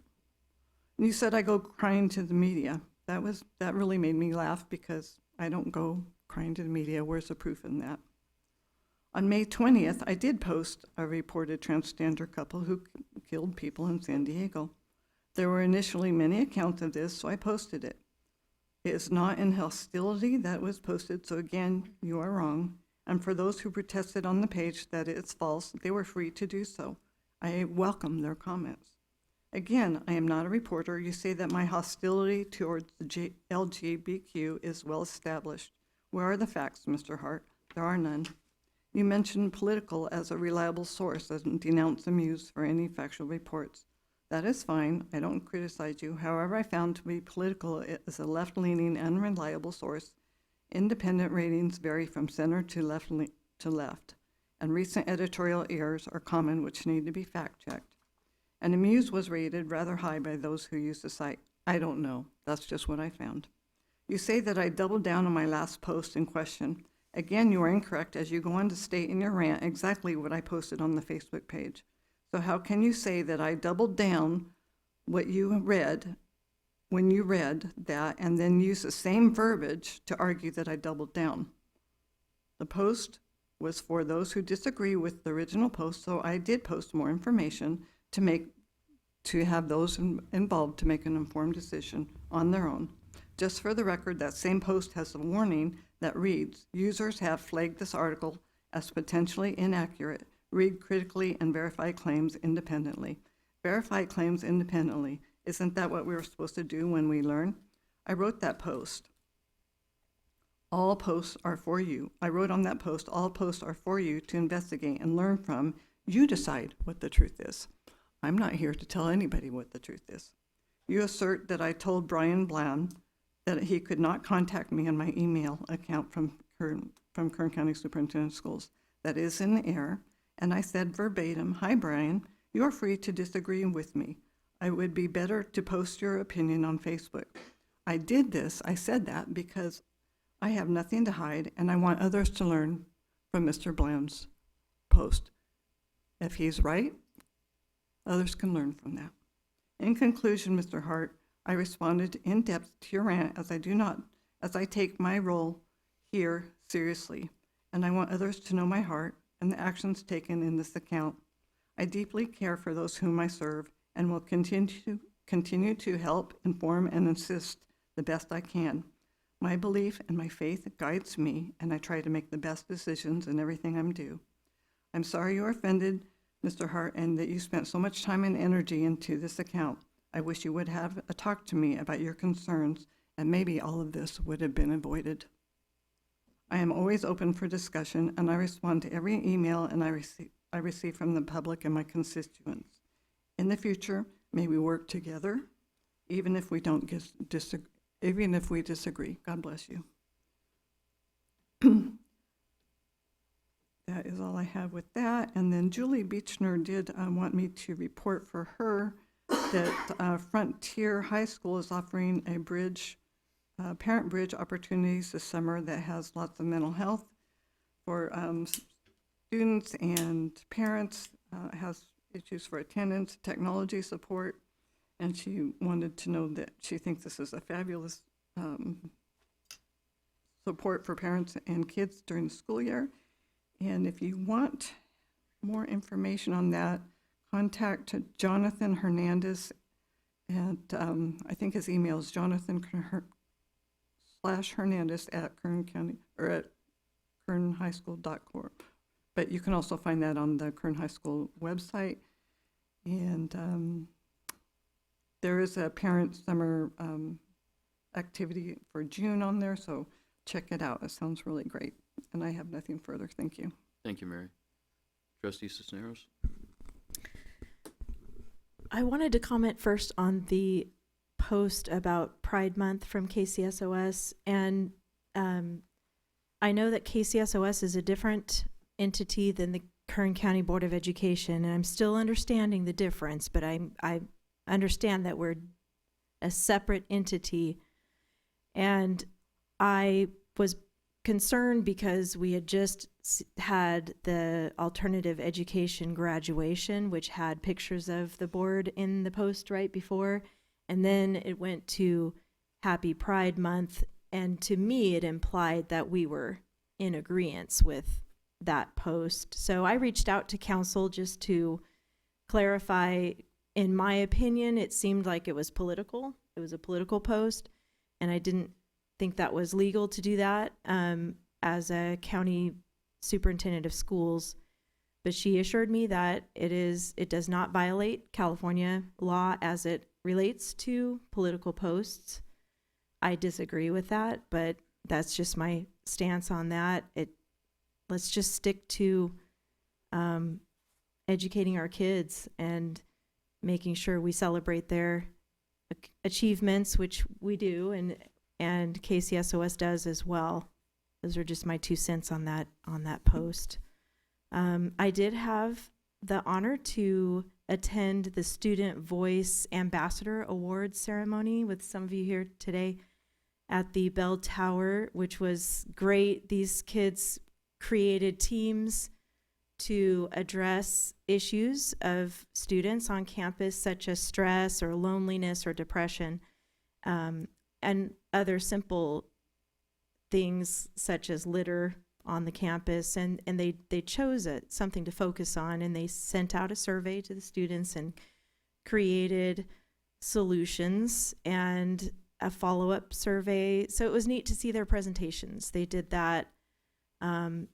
Each school district had a set of students that did a little presentation. So that was really, really neat to see student-led groups like that, where they got to shine. And then went to the CAT showcase, which was great, with Trustee Beechner's house. We were there together. It was fun to go around and see all the talent in that school, and the art and dancing, and there was a band, and other students were reciting poems, and there was robotic group, and so it was neat to see the kids excited. I mean, it was just the whole place was buzzing with excitement from the kids and the families, and just it was great. I love that kind of stuff. So invite me to that, every single one of those things, because I just love to see the kids shine. I did go to the school bus rodeo state competition, and it was so fun. And they even got a golf cart. I think Mr. Shannon had something to do with that, but we got I got a personal tour of the rodeo, and I got to meet drivers and all the contestants and everything, and that was fun. I enjoyed shaking their hand and thanking them for what they do, and they all are fully aware that they are oftentimes the first smile that students see before they go to school in the morning, and that they take that seriously, and they even if they've had a bad day, they put on a smile and welcome the kids on the bus and wish them a happy day. And even just those little things make a big difference in a kid's life. So I got to shake their hands and tell them that, and tell them thank you for that.